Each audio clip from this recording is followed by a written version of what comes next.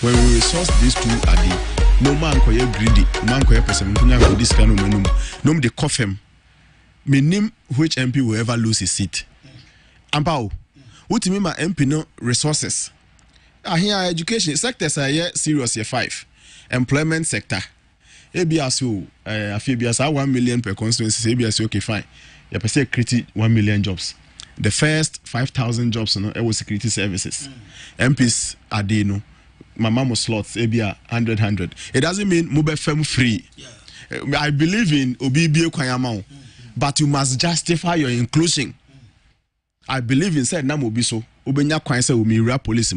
But who do Honumanya Honakwa Dada? But some people are so unbelievable. Say, Ebia Sabio Menshia Amano endorsement. So, a sign of former Menshia form to a befano. A Hono could the other. Okay. Can you imagine? When you get the opportunity, I'm telling you about Muti and Shay and Nenumri. Sasabi Munya Penny Bidim when you more.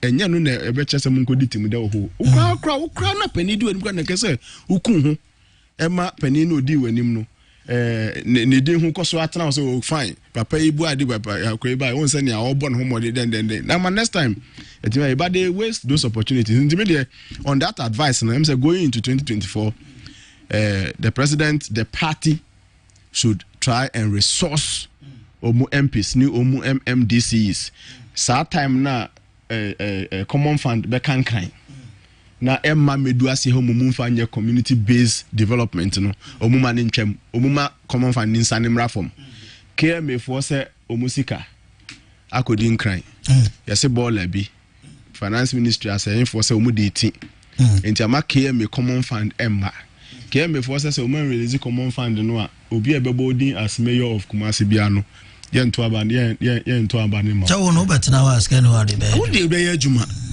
mesa mumma sika ne mra for menkran for yene mo na program anyumre mumma sika ne mra for MPs at the end the fear is that MPP party need TNS so we are interested that the fear is that MPs under all the reasons why the economy is not doing well COVID then nyina echi no omunyina omuna so sawo.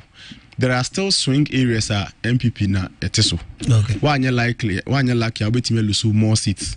Into the 137 as a 38 krano. But me resource homa. Ebeya konoma other constituencies be feel so. 37 plus 1. 137 plus 1. Plus 1. And I 138. My advice is that omuntake is our aspect no particularly very seriously. Now more resources form for. Now party. You see development in Ghana, Ayana unfortunately comes from up. Down. Okay. Why can't it start from down, bottom, up? So who? Say we can do better. I've a Dr. Abraham main issue so perception of Nana Addo Dankwa Akufo-Addo MPP government fighting corruption. Good. Or say 62% say almost like a confidence in the president resolve to fight corruption in the country. Good. Mamintio. Good. Medawase. And I take note of the fact that 52 or 54% of those people may be part of those who did not support the candidature of Adi. But however you take it, you will never numbia and I nine bia Ghana higher dear politics okay. Corruption can okay. Now saying na open Joseph Boahen Edu Cocoa Board. Etimi a breaky the 1 million metric ton. I Ghana for a long time and Sanka 4 times them say Sakaya. One be a free hawk or a santico for my neck and into my perfra. For the first time Mutimi broker a deal Muni and Cote d'Ivoire. And my coquia for any assume and for soccer cranny. I didn't have a honor politics no. And sorry sir, and Cocoa politics.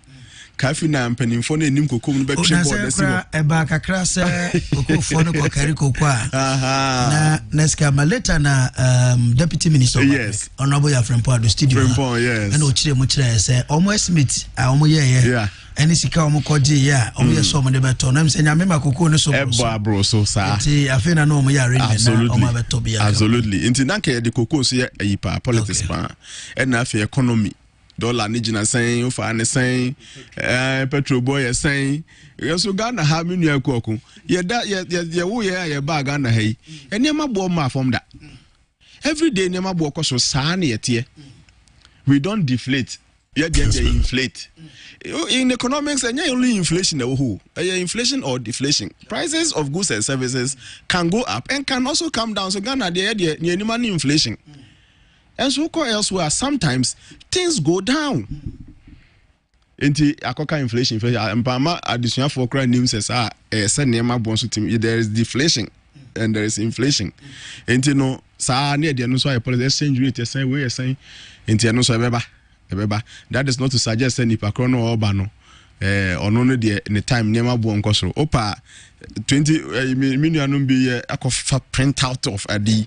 Oko magazine, boot, I told to say 2016, FA told to say, new boy say, Opa. Say 2024 ebedua aya notibuo niema boa 2024 na say you 2025 ma enkosoro na saa na niete but they will do politics with it. MPP NDC nye obako for some American saa niema ne mu bi ne corruption. Okay, afie 2020 election squad de galam say be kan ho ma ne year 5 emra obi ka say siasa se mu mienya na obi aka hey kona mu kono mu koto aba soja fo no mu nko ba bi o mu tetemu na mo betimi ayama soja fo na ka bebi mo hye mo ma ha biom ne se mo beto aba na ma party ba ako mo 2 years 7th ye bebo 9th 10th mo metu mo me modjuma. Do you get it? Inti galam sense be campaign kakrama aban otisu safai. Sincerely speaking, aban otisu safai. I have given a lot of recommendations on Galamsey and how we can go about it. And Brandon soon as a issue, we will offer the same recommendations again. Inti corruption no. Asanfiase. My initial comment is that politics as usual. Okay.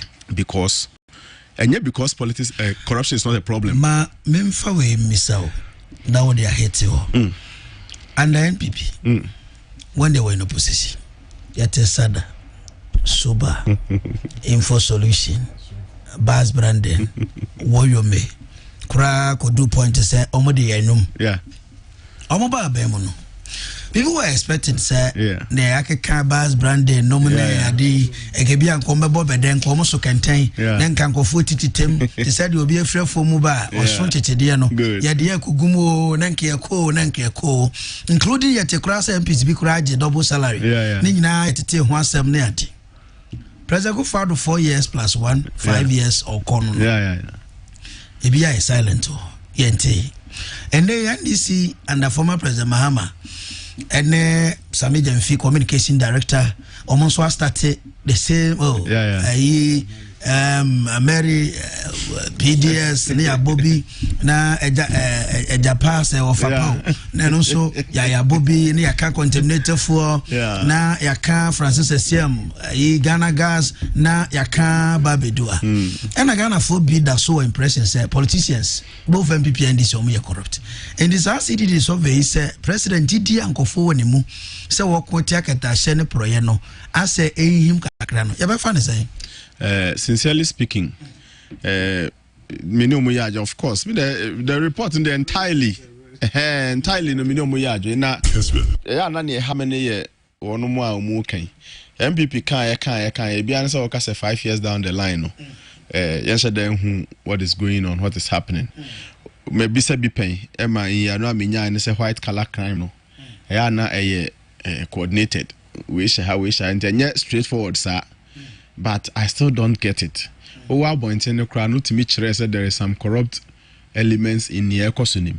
After the state machinery show nsem na say we are serious to pursue me dem many amount for ya adwin say kan say by now no na say bi anke say but say rule of law who start can say me na me kai ma me bi a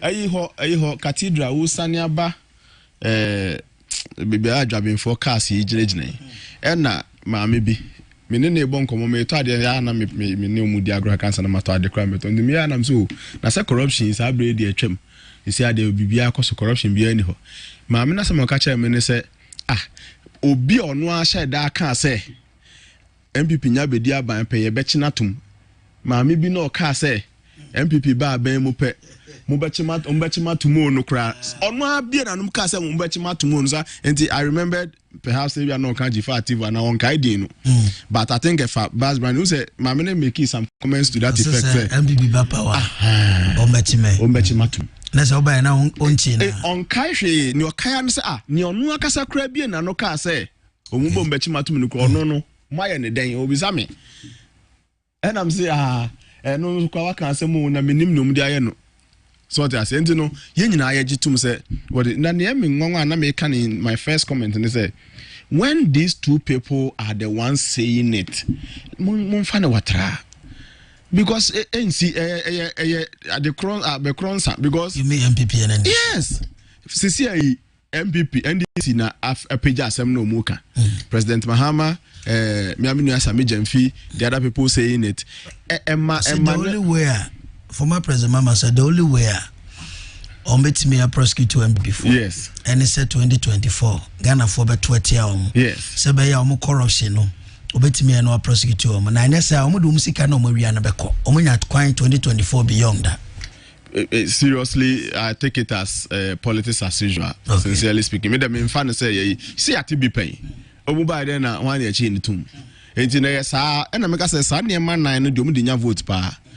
Koko corruption any obi aye kronfo e be kan kronfo sa esesa ya na ayi economy o hwe be bia president Kofo Jeffrey pa ne be bia 2016 ba be wie ya then the economic ayi ni nyina na e I will reduce fuel drastically. Free offense be one time premium. Then mestre you see, who kwakoto aba. Yewo nneema bi ejina so de to aba na folk trying to aka sehwe wasetrem na to aba. Enye se apart from omo ye Constance a omo de oye den obeto ama NDC na MPP no. Ye no mo ayaka no. Aya na mo ma ye consider yasetrem. Say ye ma now feel say a yes sin na because heaven enyama any heaven yet to den obi ani ho no mu a ne hunso be so na dware ya say obi ani ho ne ho ne maso na kwankro enti no unya ne pepepe but a relative o de toto ho a mpatemu ha na ebia ya kwan nye enei etisen okay ebia na hospital I wa ha say agenda 11 nyame adum na onya bia ebeboa na etisen ebia we school fees ebia free SHS ba kakra bi like Ghana unya no baby akra unya no ma na de atoto ho na nye sa we say no and that is not to say MPP for your angels at all. I mean, why? How can they be angels? But the person saying it ne for no monka njebia President Kofo Victor Salome ne ayanya he kra mu kra mu de kra de kakra bi etimi nya 1 or 2 bi chi omu tum causing financial loss adam na brofo ne ba ye no and so nanado yi for your kronfo MPP your kronfo President Mahama ni nyina yakosi san and na mo kan MPP pa no kra de enche and obi aye kronfo you can say the open nyina court that is all na ma me no hojom ni bi sa me say yes e wura bi kra bi na no ka say onu nko de MPP fo bom be china tum sa ma me no de ma na you see okokan ebeka say special prosecutor then de mema kisi ajaben akwa aba na minim so no so be wanya opportunity obeye ne obetimi ya de aboa omanga na ne sa aketa hye ya yeguso aye ka ho asemi ne nua Godfrey Dame eji a promise no so be man free hands mo de na adwuma ono akasa so so documents a ne wofa eye wa wofa wa de nyina alamisi Ben Kaiser ejama no wasate hwehwem em se wasanya clearance to recruit about 250 sisi ayeka say staff nyina ye 9 enkru enudu including drivers cleaners then they woefully inadequate 250 clearance na okakofa nipa no minim so obefa wo mu a omunim investigation nim prosecution ni key items I say omra me ye ne say omra me prevent corruption number 1 okay act 959 no come and prevent corruption number 2 investigate corruption cases are a war system ni ma watiti bi no na afi the third one is prosecutorial powers no prosecute corrupt and corruption related offenses 3 key adini ese brabeye omeye hu in the meantime strategy or no war to prevent corruption yedi enya pa na afi investigation so kwan offer so aye no na afi prosecution so omeye hu say action ekoso na the talk onwa ninu apeni ni wofa babe ndi nya no na Ghana for free special prosecutors office. Well, Dr. Spansapo, a senior research fellow, Center for Social Science Research, KSTU, Kumasi Technical University, and Namotin in Canona, Mr. Edward Yaboa, and so a chartered analyst. He's a lecturer at Kwame Nkrumah University of Science and Technology. So I've do a video to high Kessben 93.3 FM Kumasi, a room as a house and a botting studio. And crying so a 92.9 and also your circle as that Twin Towers and I war and I would teach media being so our Kessben television so and Moshe being so our home. I don't check a cram diaba minkin kind of cram mamma fay Yamra Rantu so I say Ghanaian you deserve better. The environment is not supporting the youth. Give the youth support and you see the best out of them. Sandra Otuda Kon Ellen Pukia and Omo okay. I wish you almost success in their exams. All right, thank you very much. Baroski was Ishiwa or CDD must come again, period. Hi to Nanasafo Kantanka. Baroski Minimeri Akra, also only CDD4. And Nadrin Wanka. Chiefs also future MP Formina or see we sincerely appeal to CDD to tell Ghanaians their sample size of the survey. It's believed that their survey will not have any negative impact on government because President Akufo-Addo is reshaping the country to create enabling environment for the youth. Okay, Chiefs also future MP El Formina. Aipewo Asisirewa or see incoming NDC Deputy Communication Officer for Bosumtri. Okay. If 275 MPs' opinion can represent the entire population, then the lecture submission with respect to CDD report has fallen flat. The intellectual dishonesty of late, when it comes to survey, must not be tolerated. Okay. You pay and so at the end. No, so good evening to you, Member Hodok, and your panel members for enlightening us with their program. I'm Joe Emmanuel watching you from Esase Bonte. In fact, the government should accept the CDD report and work on the issues that they have raised, because that is what will help them to break the 8, if indeed they want to break the 8. Okay. Medasipa Emmanuel Joe or Esase, thank you very much. Good evening, Honorable. Please, I'm really enjoying this show. The man in your studio is really educating us on how important it is to pay tax. I wish you be appointed NCC boss one day.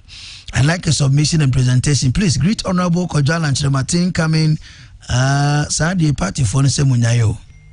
That's it. Also, anyway, that's it. Medasa Utiebe.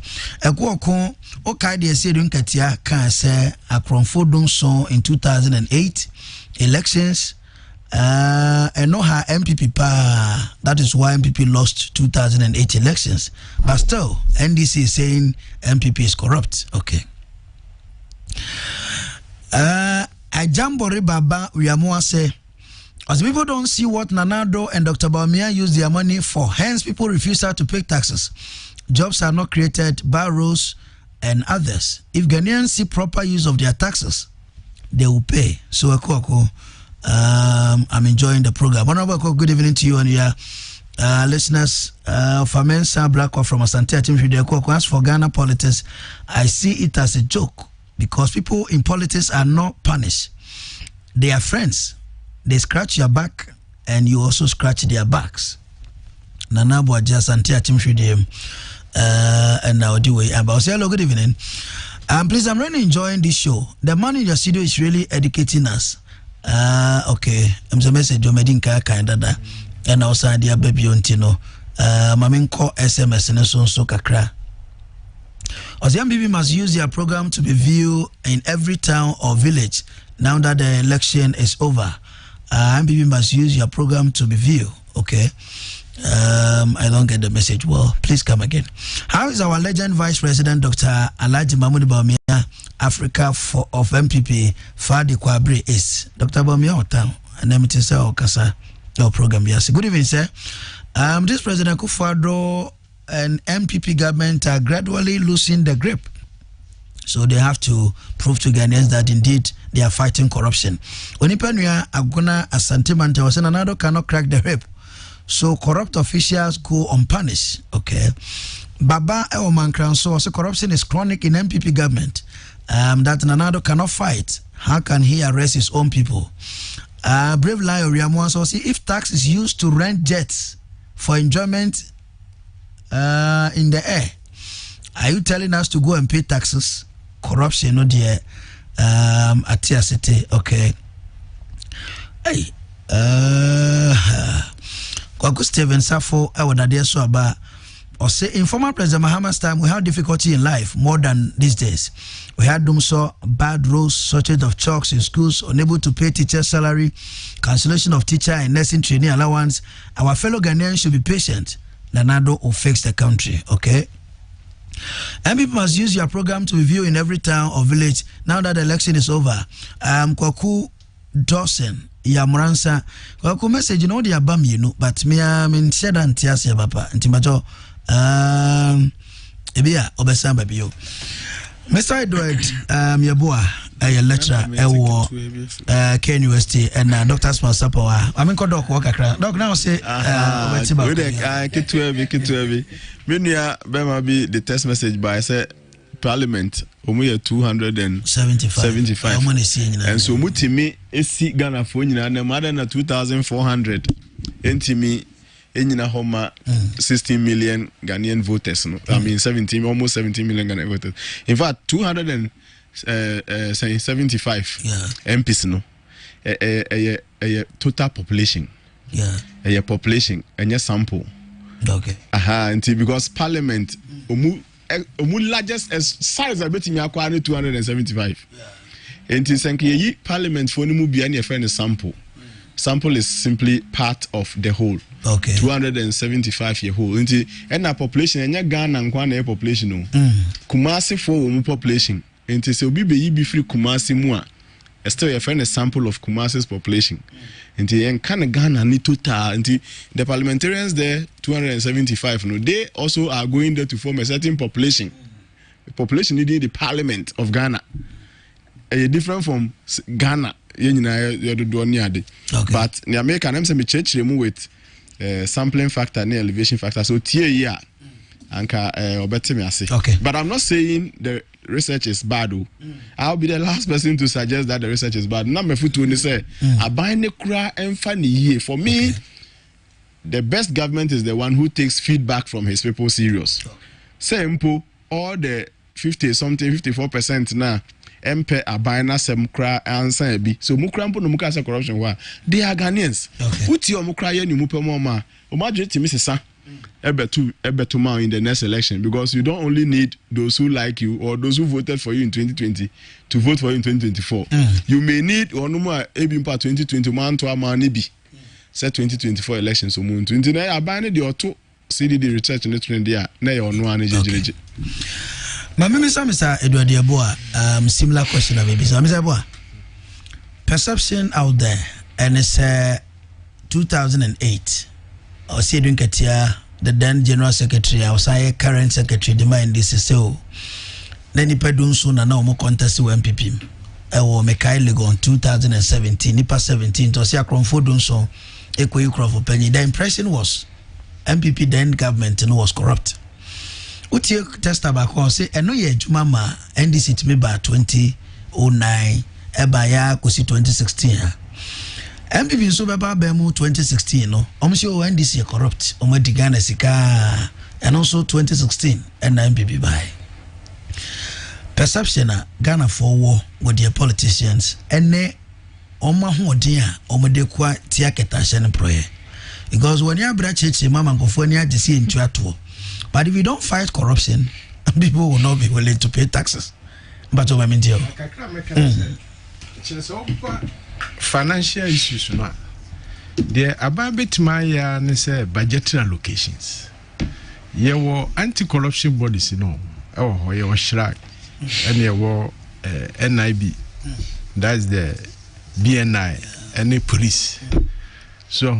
Na so okon kratem na yoko munyina o yeah okon kratem and the word judiciary yoko NIB special prosecutor attorney general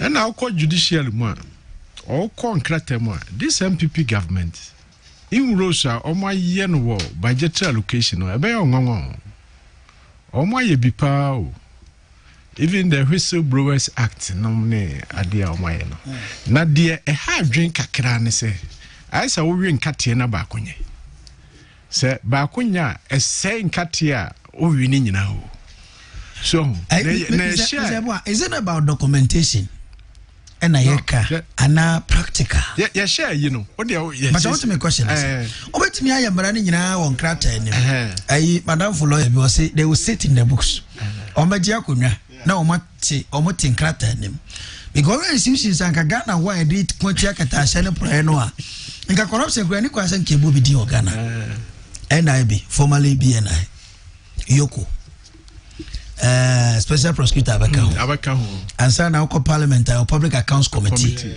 and sana about auditor general and I'm catching about public financial management act even we have the internal audit committees. I'm one of the members of the audit committee. Okay. Now me can say Ministry of Finance, Public Financial Management Act. No. Mama watch him na mama manufana no see. Eji me say na me dey ba be bisa question no say. Ya wa bo boss ni nyina no e wo ho. But people want to see action on the ground. Action ni say what dey share fiase. Ajimamenu no ho asem mai. So abane nkokasa ajimamenu bre. So akaidia wa fire ajimamenu anansa waye yi at least it will send a signal. So action amamfo pano no wo dey fa ajimamenu case ye case. So hunde meche no.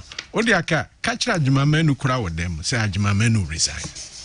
So enti ana amamfo no say abane tena ho ma perception no ekoswa no ebeye adwuma o ebia ne se no o kasa Ashanti region ha omso o kan development here o jajaja asantenkai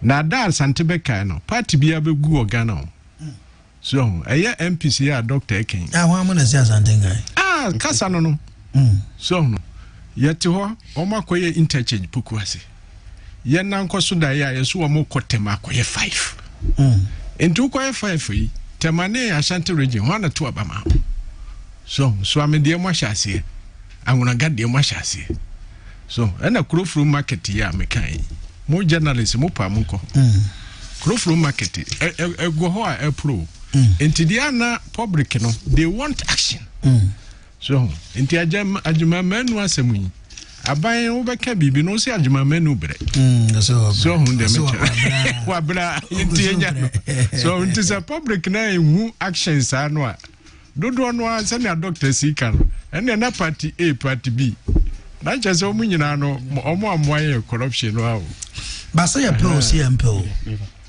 efi emfie be edu bachohwa efie be edu kosi the next 20 years and said any third force be over with respect to political party. Minimum be sitting there, but as ya etias say there, yenim say MPP, any NDC ya. Enti sabi we penny out radios ya pomo yenyawe. And then kwan emfaso a yebetimi atuatua dokrontokro nipa bi didi sika bi ka Ghana ni de uja no ada bi obedia. Eno no kakra meka ne say ebia na eye no wo esidio hayi onu se sese no kura no amanfo sese obi a ye bibia ohwe kakra o because of social media and nsensem no na yi no enti kakra ye beka ne se ye bekoso na yeso ya bode wuro no a eja bode wuro no a omo politician omo ho be hyehye omo ho kakra ama omo aye adwuma di kakra esan se ntimi nya demonstration ye ntimi nya hwe enti dawuro no a na ebebo na omo atimi aye adwuma okay Dr. Sansabo mamema Mr. New Love asamwa god yakwa Mr. Samakwa ba ko mejeso na mpomi ya dia admaraka osi wache ba Paul Amantem yes actually na dom level pe powers to surcharge so na dom level pe powers to surcharge na sa powers to surcharge na make say ebi wo Financial Management Act nim a nkese enne ye ka say finance ministry atisa department na anka be surcharge no but finance ministry entails that department no enti no they should study the law. In fact, to be one more officer study law no I heard the loopholes no they are taking advantage e dia ayesika Mestre say yesterday law na be say by now Kessben Ministry of Finance who a special unit a surcharge wape legal ifwa almost because of that the law has created that space for you. Okay. Finance Ministry establishes that unit. Because of that, every year Public Accounts Committee Auditor General's report I asked steady share fa o the men question fa 2009 the babesi last year the year omu eguso doso ni we say the case is funny cases of corruption. I mean unbelievable funny stories obi there or the choir wedding obi there the choir say they don't surcharge anybody, no public servant is suspended, ordinary suspension say bia oni abeye ya ekeka ya wanya ansa ama yenti no kwotena fie busumi nsia na kwotena fie busumi baako ordinary me nka say o de munye omu fadi suspension keke ebisi omo ko transfer. The worst is your transfer. Yeah, seriously, we should think about this. A man for any system, we are actually not fighting the corruption. People don't even get suspended, keke. Not to talk of sacking them or to talk of imprisoning. To be one more, see a bread de share, your bread de share actually. And 10 million, 20 million Ghana cedi new area. When you say I hear the swap password, hey. 6 months in prison and now 1 year in prison cry Okochaba scanning the baby. Oba no me fight. We are yema enyehu say obi bebo krono enyehu. Even Finance Ministry is not even doing anything about Auditor General's report every year ba. Then ya omu ye free. Come here. Otitakran so no akoje MPP and NDC card. Oh yes. That's a Auditor General report. Under the Public Financial Management Act, audit committees. Now, let's say yes, surcharge in the audit committees in here under the Public Financial Management. And so called public institution be every quarter be ye meet into the ye share auditors report no surcharge in no ye ebi ono ye tifli nipa no salary and ebi also ye ma suspension. Mama no there. Mama Bacho Madaroma moment aso. Mama Mr. Nilove Asamoah God na kwa babio na babia ye didi edro no ometo aso na yenyina enimom. Mr. God yakwa ba. Mr. Asamoah akwa ba. Yes, Mr. Asamoah na ye ka CDD reports and I share corruption perception with respect to your political parties. My baba jina point is say okasa Ghana ni ntua toa obetua ba bebre na wadwe so Ghana politician kra de mekotua mani say ade no mu kodi ya kan nyina bom na ya share CDD report but o mamentio me da say we dey mamini can apologize say my late na few things na say me trash out and some timi aba well me ba na metie dog ne say boy me hu wache dog de metation na metie dog pan na or kind about representative of the sample no me tun say so send a message say parliament 275 from represented again me feel say when it comes to research sample here ne dodo no a play role. So we share in statistics no we share the central limit theorem we share you have the law of large numbers. Say if you an sample no and yet normally distributed into no say offer bebrea the more number no air cost no a be more distribution no abe normal central limit theorem into no a toda bia na uhia say number no ebe kosro. But say we make it conscious effort. Say Obama or sample no aye normally distributed, aye representative enough there. And the number na cost be break na ayana eboa. Into one person who say aye nipa do na what 2,400 nimuno. Aye representative enough. Omo school edu sen ene wom.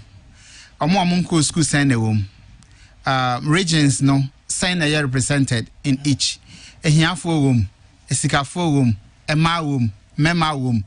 And it make a for the various groups now, and yes, a number no cost rupee crana distribution normally what take the distribution itself into consideration. Say, we make sure say group bia ebe represented.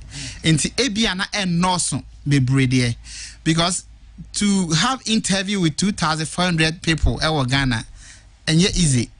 And your phone interview, now your face to face no. The amount of time you spend, the amount of money you spend, no, a lot. So to have population sample of about 10,000 will be very difficult. Into the ISA we so making sure say a representative enough. Into say do 10,000 krana. At least every group be a obe mention biana obenya ewo sa group ebasana and make it up for the lack of large numbers no. Into me feel say one year one thing I say it take into consideration. And coming to the report itself, no me feel say CDD omoye juma they did very good job. I read the report and me feel say o share the way almost see categorize we no na sometimes no say opa say we read the report out here so the best thing so be read the questions are ye bisa ya nkrofo eya no and in most research no ya na your preambles ebia obema background kakra because untimi emisa question tintin it wouldn't make sense e manipa eya no nti say who questions ne preambles ne questions na follow na e ma wo appreciate answers no so more. Nti me feel say all in all no CDD have done a good job and we should as people acknowledge and applaud them. They encourage them say they should do more. That is one thing I'm feel say Emma Tembiano university lecturers no any aban any problem or research grants because I think say aban doesn't value research. Movie say research a waste of time, waste of resources. And sometimes no, or who are the criteria say to research grants, MR researchers. But if Sankaya evidence-based policy, anka you need research to make sure the policy be a backed by research. As well, be government make policy without making research into it.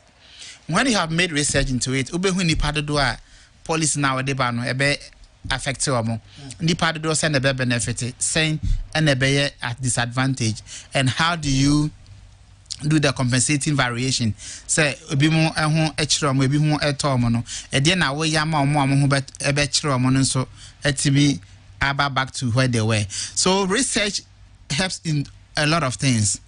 Nti say aban ehun say research ehun hia me fi sanka Tembia money researchers research grant aya na ehun aye den no anka eso ebetwa. Now we share funding say election ankasa President Akufuado Elusi votes because of Onoane performance and the performance of the MPs and the policies now are implementing and ankasa. We share in 2016, President Akufuado won the election over 1 million votes. And not doing the election. No? Yes. Intino say atiaba be 500,000. It means ampa survey no anka krana. We should know say something went wrong. Intinama vote na owinisano so atiaba sana. And Osha Senena Doc Ekana MPs no mostly according to their mandate, which the previous election they trumpeted their mandate say omo mandate and say omo koyem rana omo nye development agents. They trumpeted that to the population. And Crawford will say okay, tembia no mo buy ho say ento aba mamwa. Mo be my promises. Mo be ye kwan, mo be ye we. And that day, my bad, the Moka chair say, Monye development agent, dear. Yancy pay development. In the end, you better ATM. And these are some of the things that a course in tia MPs Nibimu, Elusi, almost it. And MPP for Elusi more seat because they were in government. And say, our government now want to mean for development be a emre dia and the better to and I heard so many people using Muntaka as an example. Say 2016 election, our the constituency. What me you see the influence am I buying a year quine or area hoina good or a lot of projects into if MPs your government is in power now to me and you some influence Emma development and my and then I don't see why I have to maintain you into which areas be brea to say central region for instance so all your proper analysis baby president winnie but the MP no elusi ewo it means say or more expected from MP no or more that is why they voted against those MPs into no share the sovereign air canal. But how many miss our question back? A very interesting question about some bisa. Right. Is it not too odd to say President in Mumuna Ukra Nasnaki on a resources in or finance minister or Bibiano on they are saying Liverpool be constituency or anything wrong with the president. But MP ni Mumuna or Costa president or Abano and who say or a target. No, the issue is himself. I don't have a question. Me to question answer. MP na your target and not the president who is overall because the MP of the national MP no 1% out of the 10. Good. President you know the krabi bia mamintio. But the issue is himself president no or chair am mining okay. He cannot be at every place at every time. And now who problems are baby for ever. Let me use my place as an example. Share appear do can say if you body appear do every 3 months that's how change you or shocks. We work on anchor for ties now pie a quiet announcers appear do if they tell you say obi tracks are kwano editor say wokumase you will never believe it. President will never know. But when I MP no etiho MP need to what there be our nam kindness ni fee ewo. So when we appear do just opposite the police station, MP ni fee ewo or nam sa kindness wa. So he sees the road every day say kwanye. President Yakra huda. Okay. Inti me to abama mi MP say ko nako presa development ne brand send ye be ya kwano ye beye. Inti say next election na say me hu say kwano ye nye ya.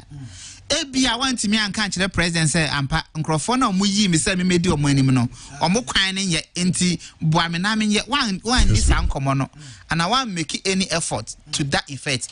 So me hold the president responsible but I will hold you we am a rep minti and I wo especially where I mean say unua MPB de ne ho ye we require omo ministers and deputy ministers. And you are not just an MP.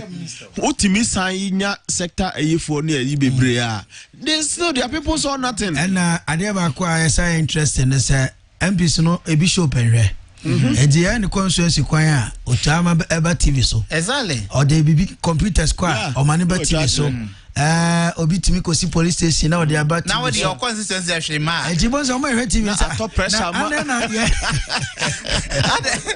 obi kra ka say ma share TV sir me who say me MP make contribution bia e wo TV so that so these are some of the things are ma MP no MPs na now mo immediate target because you know when it's na ya so thank you na ya so na say akọ na de na akọfa bra akọfa amade a thank you penny pa for bit ma so man okay. Anti afeyamra the NDC Osha report here by Chese NDC echo across the country. Edging Kofo Adwin Edibe prepare manifesto. But based on reports, no be our percentage our NDC campaign strategy 15%. It tells you say the People's Manifesto, even though party is all conform, but people are who people manifesto ni say dia. Any impact be based on the report. Based on the report, now see 15% due to the NDC's campaign strategy. Yeah. And for me, significant. Okay. For me, because say we share your history during your election second round, it to be difficult for incumbent government to lose for the second round mostly, and as a party need to lose in the second round. Yeah, second term for instance. Sorry, yeah, share from Rawlings, Kufuor, Mills Mahama, and Akufo-Addo. They've always had a 2 terms. The party has always had a 2 terms. And you know, the NTI make us say a significant is look at the margin by which Mahama lost the 2016 election when he was even incumbent. He got like 43%. But in this instance, he got around 47%. So, and the gap was over 1 million the previous election. By this time, it's around 5 million. So for me, the strategy really worked. Yes, Osha, in terms of the decomposition of the various contributors now, campaign strategy according to the survey, 15%. Osha and yet big enough there, but it make a little impact. And now too, I deba kwensi when say mostly no say to aba a referendum on the incumbent government. And I say no. And you know, most of election are based on their performance. If they perform well, if they are able to do well in the economy, automatically you want to renew their mandate. So we can also say we want to remind them, say, the entire vote they are not doing it, so we're going to vote against them. So when you decompose, we benya kakra, and the total aggregate. No, and you know, if you say if the campaign strategy has worked, 15% was down to campaign strategy. I mean, if you say a good enough start, send a going forward, they can build on it because government implementing policies going to the election, and you want to bring new or different policies. People are skeptical about the new policies you want to bring. Let's give the president another chance and see how he'll be able to move the policies is implementing forward or consolidate them. Send you beat me and something from it. It would have been difficult. People who had the confidence NDC was going to win the 2020 election, I had doubts because Usha maybe a history yes, we always want to give the second chance for us to see how things will go. If the MPP win the 3rd term, then something different would have happened. But until then, that 2 terms there is given. It's given. Say the president, the government would have gotten the 2 terms. So by reducing the gap, was significant enough. Okay. Aviamra, the big issue, perception of fighting corruption. Now my mama, Mr. Yabua. Kakra, Dr. Smasapon so kakra. Mamintio, a game the two major parties a play. 2000 election, Namiadum, Ediani de Chirikakra. Jeko Formo ne a honor na aye kakra. But baby, a corruption play a role. 2008. Osha Nipebi another den opposition. Omoya press conference de Kufuor society gold akosie waria isika bi kura twetwa pictures bi se Kufuor hu ye dan akoto na ye NDC MPP ya 2009 DC babem eko 2016 ya wa high TBO ya si bi kura akoto to down Dubai bi kura former president mama o ye the picture bi aba hu ye kura wa han one day odi holiday Dubai corruption obabubo bebre and they yo 2024 election game na san start corruption omo wia isika and say ya mpamuna amena mfiri ho a isika ni nyina ombe cover corruption no say former president mama na mu na ka say ya ntu omo a sika no ombe cover ombe kata so baby ya beginani mamintie we Akuoko, for me corruption perception and your perception a reality. Okay. Inti yen broflize no say perception. A idea a koso and everybody knows. And obia ni Ghana why an agency or corruption. Obia ni Ghana obi catch them say obia an agency or corruption or Ghana catch them so boa. Obia ni ho. And nioma be brave and the church say obia ni Ghana why an agency or corruption. Obia ni Ghana why an agency or corruption. And nioma be brave and the church say obia ni Ghana why an agency or corruption. And nioma be brave and the church say obia ni Ghana why an agency or corruption. And nioma be brave and the church say obia ni Ghana why an agency or corruption. And Chana huna na sana tie enye se sana me huna me mpese beka se sana ye huno aye perception aye reality say obia ni Ghana or fight corruption no leader bia ni Ghana ebia there are some anti-corruption agency bia Mr. New Love Asamoah Gordon executive director Center for Economic and Business Research oka e democracy jubedi so say obia ni Ghana or corruption ebia na your anti-corruption agencies be to say Transparency International ne special prosecutor but as far as I'm concerned I buy bia ni wa or corruption in Ghana sir and I'll give you reasons why I buy bia ni wa or corruption yentio Sanya okay before 2016 election there were a lot of corruption related issues. Say Manasseh Azuri came out with the fourth saga and Suba Info Solution time I say confirm na to alcohol Burkina Faso ni na where you mesika Crawford can some mobile within few months on budget where you mesika no up till now absolutely nothing has happened. Now Dr. A can say Obi can say Jifati can say MP before winning election on be jail not even invitation to take her statement. Now, a starting what kind of so yes, set up special prosecutor. Yes, set up special prosecutor. And a special prosecutor eventually or by what is special prosecutor no all corner there na odijay. Or say president now appointed no or your mother serpent of all corruption. And nunti onti mi enye adwuma no na mistake or no Martina Midu our special prosecutor no ye ne say o believes and as oji mu say Akufuado say obekon corruption. That was the mistake he made. Now somewhere 2018 or so Airbus issue be Airbus no almost a government official one almost a married farmer special prosecutor one can Edana or the a Japan report ebano on day one paragraph baby shame. And I read somewhere say the UK Serious Fraud Office has discontinued the case for lack of evidence against those people now we are involved. In Ghana the ABC say.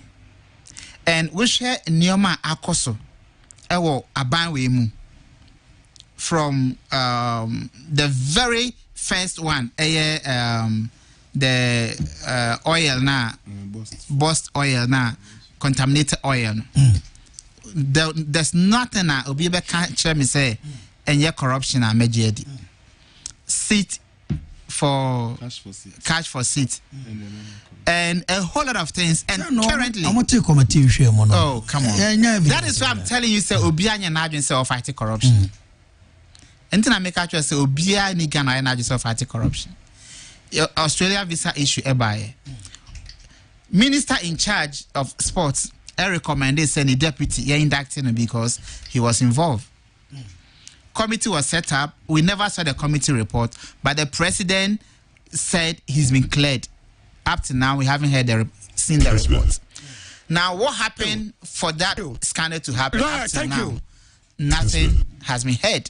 Say who was responsible, who was not responsible. If the government want to fight corruption, then something would have done about this. This is not government that is interested in fighting corruption. Now, yewaha ena COVID. Yese COVID ay emergency nipa ewu. Inti yankoto edru. Now, every protocol involved. The Minister for Health breaking all the protocols, including procurement laws. Okwaka almost say it was under emergency. Emergency, a situation na nipan EU and ya wan federal na man nipan EU. And run away. Emergency ntia will break all the laws and run away. Okwaka people are defending. You have people defending all these crimes. And then somebody want to tell me says somebody is fighting corruption in our Ghana. Nobody is fighting corruption in Ghana. And nobody will do. That is why at times it hurts me And you will say Edientina Mebao. In the fight against corruption, the NDC has a better record in terms of regime accountability. The NPP has proven in government that it is always reluctant to pursue their own, despite the swelling stench of corruption around the administration. All Ghanaians have received so far is lip service in the fight against corruption. A special prosecutor's office, their flagship anti-corruption instrument, remains starved of funds, personnel, and logistics to do its work. As I said in whole last year, and I quote, "It does not take bravery to prosecute one's political opponent. The true test in the fight against corruption is holding your own people accountable when they go wrong." And so far, the president has failed this test. Okay. Engineer Tine Kai, a former president John Dramani Mahama, and na Oka corruption. Yes, Sebenya Alaji Dr. Mahmoud Bawumia, vice president Sokakra on corruption. As a matter of record, we want to reiterate that not only do we say that this government is incompetent, we also said that the government is very corrupt. But it looks like His Excellency the President was only upset about the incompetence bit and not the corruption bit, for reasons that we are not yet been told. But possibly, his failure to protest at this other description is an acceptance of the generally accepted belief that he has lost the fight against corruption. Transparency International, in a report released just yesterday, ranks Ghana as the second most corrupt country in Africa. Ladies and gentlemen, the toxic mixture of incompetence and corruption has resulted in an explosion of suffering across the country. So, Vice President, then running mate to President Akuoko Kwarteng, way before 2016 elections, and now you're running mate. And Omampenda da John Dramani Mahama de no so muti no 2020 election before 2020 elections. So it tells you omunyina ye determined say yankunti akatashe any proye. And why are you saying there's nobody in the country who is fighting corruption? Akuoko. Yes, sir. Your friend Bibi, let your action back your ways. Okay. Menji dia mitremu say menji dia obeka dia wo ka no menji ninsene dia wo ye. Okay. Enti me pese me hu say wo ye men kan kire me na mom wo ye a me a me hu say wa ye easy say odo ano beka say me ye ba obi aka ye won so kan fefefe omo ye corrupt omo ye incompetent ni nyina oba ye no nanka ebia na ministry way there was this person now corrupt ya coach no or ya retrieve scano ebia ya jail na ya man punishment we no ya corrupt ya retrieve scano ya yes na ya hu say ampa de odo ano kan ye no wo ye but de o kan ye nyina ba ko kra ni ho a wo ye enti no you can always say so for me can on record say politician bia ni Ghana obeka asema mejidi gisa de mehu say yaye enti say obi so obeye we ya I will just listen but me who say yaye I will clap for the politicians say why are there but say meye ne de ehoko omode aye ya che o da bia omode omano kan project anka Ghana ye heaven say de omode omano kan e no omoya anka ye ne say ye bra anka ye ne say me kwan etutu a metai na abama menama mintimi enko the way I should go no enti no anya de omoka no let's back the words with action so instance am ma nyina eye abanya ananipa wa abona adwen po say obetu corruption ase a anka sa nioma we nyina no somebody will suffer for it and you see the more wedding crofo eye scapegoat no na crofo esua de frame but as soon as ya anya ne hwe me so mekọ akoye ampa so nothing happens what the empo sanka wa crofo no na bia usro say o punish omo a a better show the image of your government. Opposition party na or what government man also you corrupt as a Siano, only a bemuno. What has happened to Targa or the Target microphone and I'll say or more engaging in corrupt deals no? Why you more then? You find say one microphone and put there on your moshi. So near my be how we are and you who say 1 year ready so corruption. I'll give you another example. What can uncle for M-Pesa on BT? Look at that Auditor General coming and fast a no. Yes, in the time I saw Uncle man in Quasum dream. Papa e buy first time I could find a buyer or say papa no a year or they take some contracts be not they were due for payment and or disallow to the sense that he saved Ghana over almost 10 billion Ghana cedis. The president was praising him, say, or say charging Crawford. Then Occupy Ghana at the court cry say on your way. He say, yes, I'm ready to do that. That's what I want to do. And I caught a man a power say or say charging Crawford. Now your boy and some emano. Or say charge or suffer marfo for project ayenya ya wetiaka. That is where his problem started. So abanya why not just about fighting corruption. Now obi say obi make payment. A wrongful payment into my charge no. So there be on there on count or more yes charge on count and now the ones I count into no. Say oko. Yes, proceed on leave.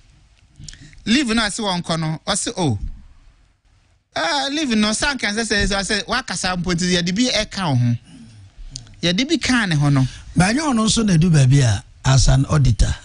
With ne caliber any baby na sebi why auditing near dear do no and I am also more public service when they do baby also mo share mo date of birth because for all you know domelo vote the buy and near ka and they call police service or call government public service na o share penny be a or the crata be to him so I think no 55 na o share ni person no and then we be say na 55 yi e obi na subo krata na ode abeto anim no ana sese is it na so na de ba Akuoko time be na president ehun said dem level ni date of birth enye consistent you see say obi I determined so pe be against you to do something to you they always find so something. Don't allow yourself. While allowing himself, he made changes, and you see, Senate authority on its own. Thank you. For Senate to make changes, so one legal means and Senate any changes in Emano. But because I ban a pen or I be bintino, that is why they did what they did. Time I Oka said uncle leave, no, there were other people now omu leave, omu koye, and so up to now, omu ko leave. They are there. Time na all year Juma na onset charge or suffer marfo. Nobody realize on call leave. So these instances tell you say obi or why na just about fighting corruption, obi or on year na join so be fight or pay lip service. And some of us baby do baby lip service doesn't work with us again. So you see the government is paying lip service. Lip service the government is not doing anything to fight corruption. Okay. Now, I want to say, Mr. Nilova Samoa Gordon, Executive Director, Center for Economic and Business Research, and Motini Kano. Yet, Dr. Smasapon, Senior Research Fellow, Center for Social Science Research, Kumasi Technical University, and in the studio, so Mr. Edward Yabua, lecturer, OK University, and also a senior auditor. We hear auditing a year Bobo Swa and Yasam Ketwa High Kessben 92.9 Ewakra say and Kranamutia Asida Twin Towers Ewa Circle Hona Yawo and say multi TV Digibox so I Kessben television and Kumasin Suya Wasada was a doom Kumasi Yamu Shady a live from Kumasi man and the studio Doom Kumasi and a democracy to me did the cabinet Kwatimitremo. I'm a regular host, lawyer Ohinijai, and I near better force in Koda.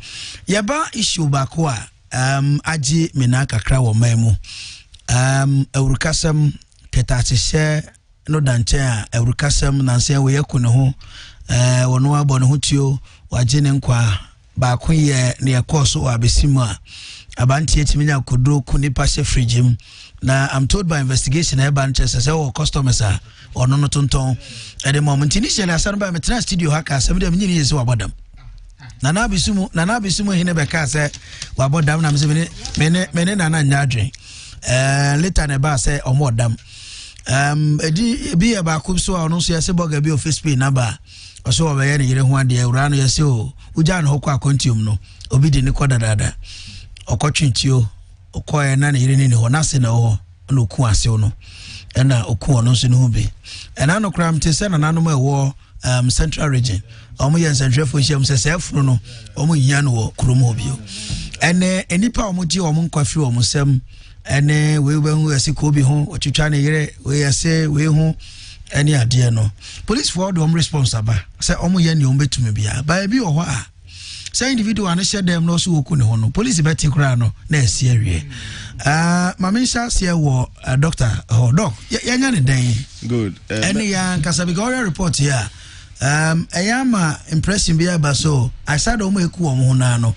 as a state no so ya bambon so ko fie ni ade a eno so asa bibi twitwi kakra ma mentio as am say about reaction me jawan non person me reaction to every okay yes mimia new lave kase aban enye bibia wo corruption ho kakra mpesa me kan say there is a public financial administration act as part of that act these days you know audit committees or public institutions now audit committees omo adwuma ba ko ne say omo ye local public accounts committee na eye bibi ti say refund sanctions nene de that committee agi intino say uhu bibi wa public accounts internal auditors general report neka so be a diska any adene dia ye decentralize ba various public institutions dia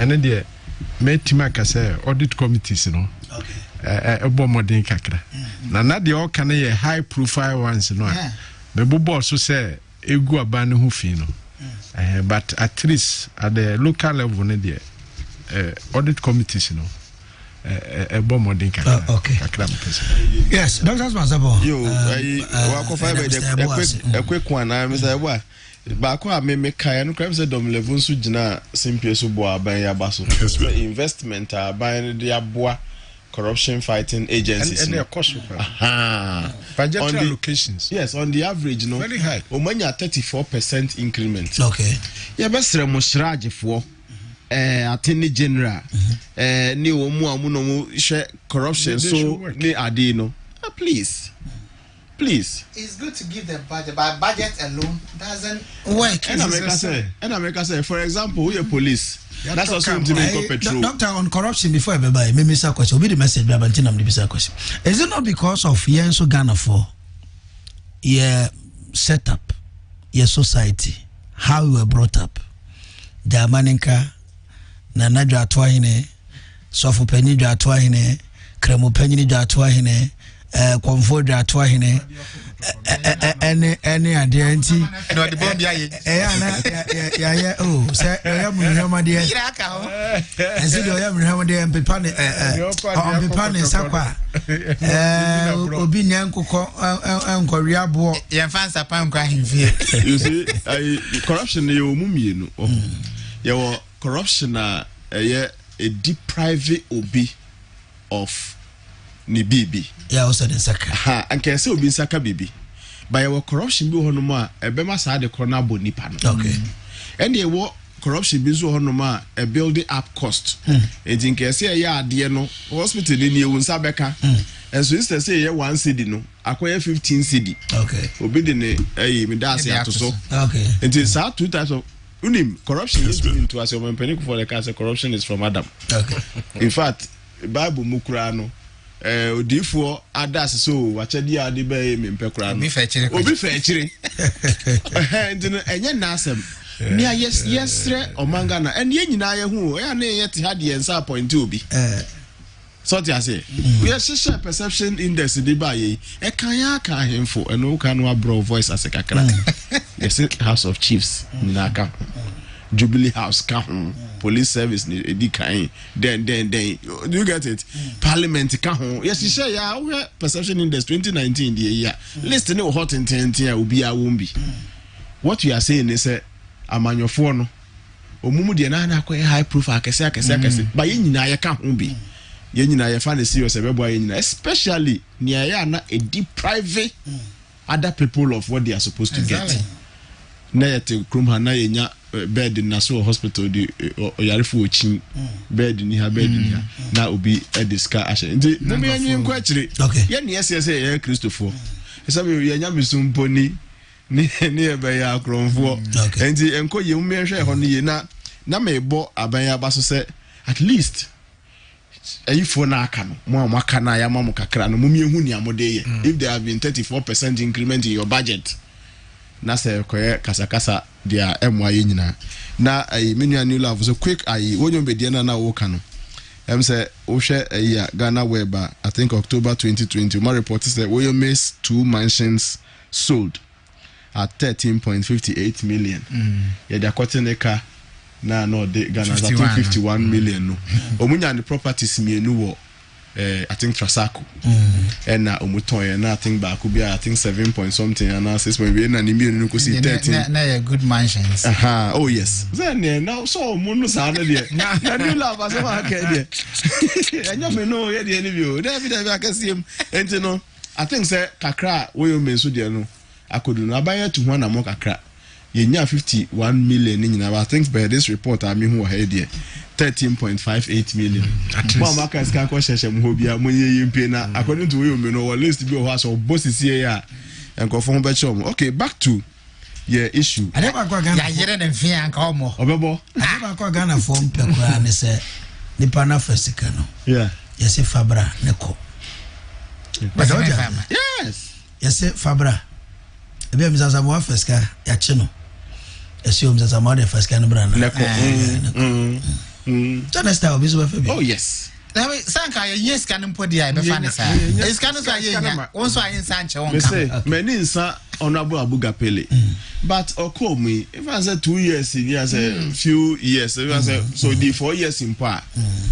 No my. Pardon. Or the any deterrent. I'm not saying in fact I'm the government to win a man of course, into some the previous government. Yes, and I think the previous government started here. Yes, he was sentenced during the in this. Okay, anyway, but I mean, but your main issue. So, I mean, your message was a na your main issue, you know, many Akuoko. Baby, I mean, my fair free pie. In fact, the penny into me. And sign ye chi and Koshabra and Asibu, but baby, I'll be dubia when you be bound to be out to me fear say free ho. Emma Unya or brandy more ye pa. As of my mummy and to say your society no, I break it down. Morality I break it down. You name your education I break it down. A lot of things have broken down, sincerely speaking. Society beyond swa ni moral to never break it down be as any idea break it down be I na sa name we timido super nyame ya dom so ma social media ba enti ebesisi mi atete ebetete bebre kunkum ne ritual killings ye ko pesika ye ko essay and no be catch them say TV stations e wo Ghana ha bro 300 and then ama your society na break it down per observation me observation no we are not obi anya na djuma obi ada na nema no take yen on away. For example, yesisa no na efre concept bi yesua wo school na efre no citizenship na chirawo omamba pa religious and moral that nema kitinkiti bi onuma na ye be chirawo aka we no ho those things were not too examinable and this English and maths no ne ade na ohia thank you ne nema bi bra yesua ka ho na eboa ye see and curriculum some of the things have left us. One major thing is a formative stage of Akara and I will be in from 5 to 16, 17 and some joining 18 YIE. Around a honeymoon in answer no. I'm saying ye need shedden kuho. Sincerely speaking, for Krums is here, Nesha are buying basic schools, primary and JSS. You will understand what I'm talking about. You be mumpume to 2. Ebi mu den ehonso ne the teachers are omo ya wako school ako training education ni ade ankeso mkotete nkora no eni nhye de ni ho. Secondly, private schools no nso a omu atake over sa market no because according to research, over 80% of persons being trained around our age group in our private schools are buying any hands, are buying what secondary schools more than private schools, and our private schools are taking over our basic school level. Almost also the government is not partnering with them. They are holding majority of our people, but they are not using the trained teachers. And the educational psychology, then you're taking formation, then why be back practicals, teaching practicals, and so where the 80% of our young ones picking character, what is good or bad, Safo are not there. Menka say those who teach in the private schools are bad. They are very good in teaching you to pass your exam. Kessben. But there will be alcohol training there. Or some skills be yeah the chess psychomotor orientation be oriented akorano partnership with the private sector, especially at the basic level, may recommend the power. That's our Bible team manage the teacher for nibi. Ya posto mako honum na ni umunim no umaka ko chere di wo honum ebe man kra ni growing up aye ade. Censorship sabe Kessben will not allow some things on this radio. Okay. Kessben will not allow some things on this TV. But then they call the next channel. Who is taking care of what? Man, why they keep close no a radio station back who program be mu your friend one na said the one na juma. Why na said the pass or share sane manema na aka no. And the creative arts omejuma kese pa ni nti a no mu per ministry na me ni omu ya adweno okokro bi so a creative arts, entertainment, music and arts nankasa no music as an art and afi stage art ne films ne sa nema no ne omudi ye ne se omu stick enema ko nipa team nti ade a e bia short people so kra ma se kan di ni baba en ko team no bi de ye nwomo a e ko team. Yes, because of that they have accepted class of movies for kids. You said our class of movies or music for 5 to formative age one. Your class of movies for adults. Your class of movies for them. What are we doing here in Ghana, Akuoko? What are our class of music for in your tuning in album? You're tuning in album. And nobody controls. Juma, oh, you go for Mafi one eye. Juma. One says it there. Obeshama, yenya them classes of Adino. Oh, you're tuning in album and nobody seems to care. Obia beye a year. I just said some crazy scene. Who told you entertainment is all about showing nakedness of people and Kufrin Pond, the assembly board, Nancroford, the Kotokro. What is it? What is it? What are you doing? And you know, but I mean, say was censorship board, ministry. And to why a Juma Bona and Carforti, my wega. Nonimi we jiake. Kote he come. I'm a creative artist. I'm a feel like I stages. Ke uda keje bena fobo kashi afi nyomake ya nyomie. Ake uko sui kumeng okenda. Sui ni waba hiya ya Ghana ne mini wa creative arts be a feel. Aso amen na deka ame fe movies alo la like kumeng. Ni wabeke bi ne ba hiya alo amen jeni bi kumeng. Ona kuni wakacho se beke bi kuni because ake la ke obulala to e ka oyicho mi fe. No nang ma ke okane. No hesa ni wo wi oye bi ene. Kenya ye Ghana nyambo wo to e no won wi eji ake. We are wasting our time as a people. Ke abakwe no na akechon gbeke bi da na oba na ko ye blofo chemango. Cartoons can be a fair blofo cheman if you. I mean fe ha me bi wo mi no fe o ha wo bi e. Won chalala fe wo le no ni abacha ni be kan botu wo le no aka no pa botu acha fe.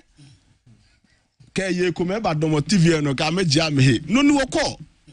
Akuoko football ka sembe ba won atalala no ba na ni menku be ye klante ke de bi ku men ye baga me no won ogbe kan bi e no esa no wo wi ogbe kan ne enwa mama menyu abrem pedam enwa so it's a serious issue enti baby a wo de ese me misa o enya modernization ene kane abejime bre ene ne yabedu computer age technological age ena akobasa because nkwala no so different mind say o share almost de no a almost send a message as to what type of message almost send there am so money. Oh yes. Now you share brofo there now who there for YouTube say we say almost that classes of nema for nkora nkwa. It is only penny there emfa ncha akwara. Okay. Toys tablet ye architect nkwala ubetimi asearch nkwara de nkwa ne cartoons ne ma ne ba nkwara de nkwa abrofo. Nya maybe say so ye betimi aye bia anka creative as an industry. Other na be mo fanto mo say mo fast storylines be humility not their year some short movie be no rating from kwarankwa o ye maame na pese obesua ho brase obesua obu aya ye film bia characters na wo mne ye nkwala bia o mu demonstrate ebuo ni ade eno na abrofo ne hwe abrofo timi yi movie bia e kire senia ye twaka kwan mu e kire senia ye yese e kire se movie no oh me wo bia metimi asende obi no ahwe usho storyline na o kire nkwara senia asori anopa wo ye so sorry no pa wa akunya no ma me kochiro ma so mama twitwi me sema me ana say we say ho by 12 o'clock akola bia Mr 12 by no pa 6 o'clock 7 o'clock say akola bia why ready say we go school ena ma me phone to eyima mo ma no mo hwe enti akra betime nyane ne ma me say abo 6 ma me nyana me go school. Yeah.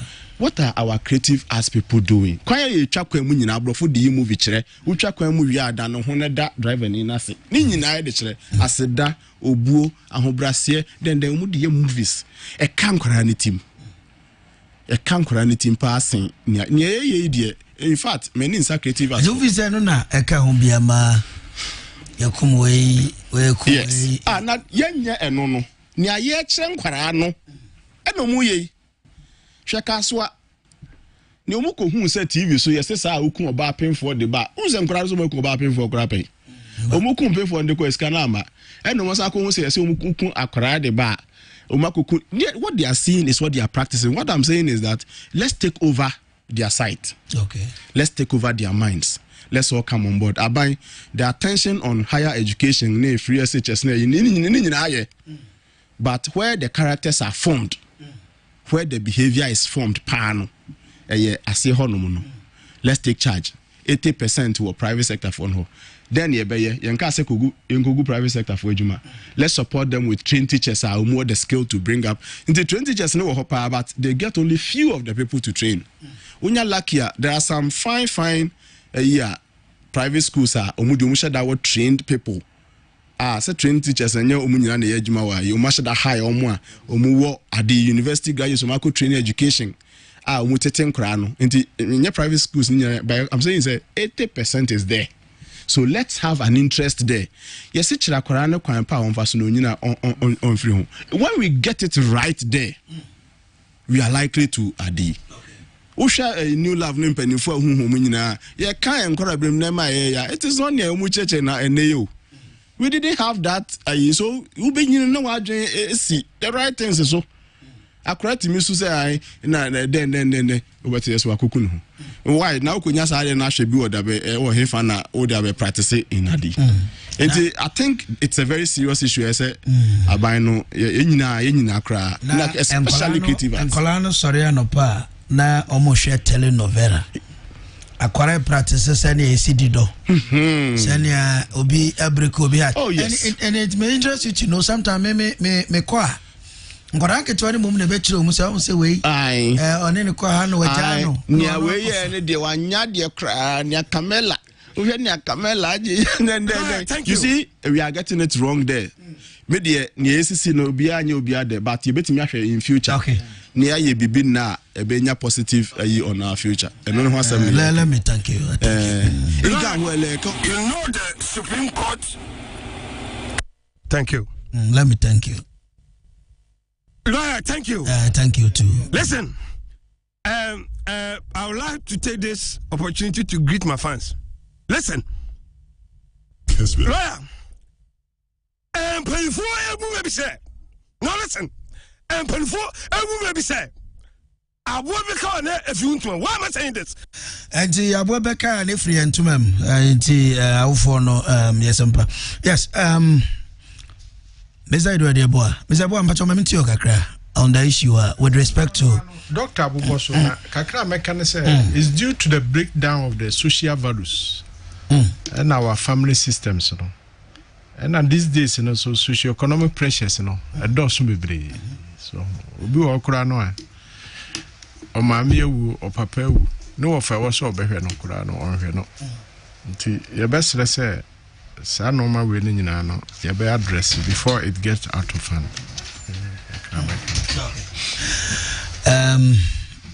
Mr. New Love, Asamoah, Mamintiwe. Yeah, Akuoko, send a name say a boy can, but behind the Honami de Efi. Oshe Tamaye Susana.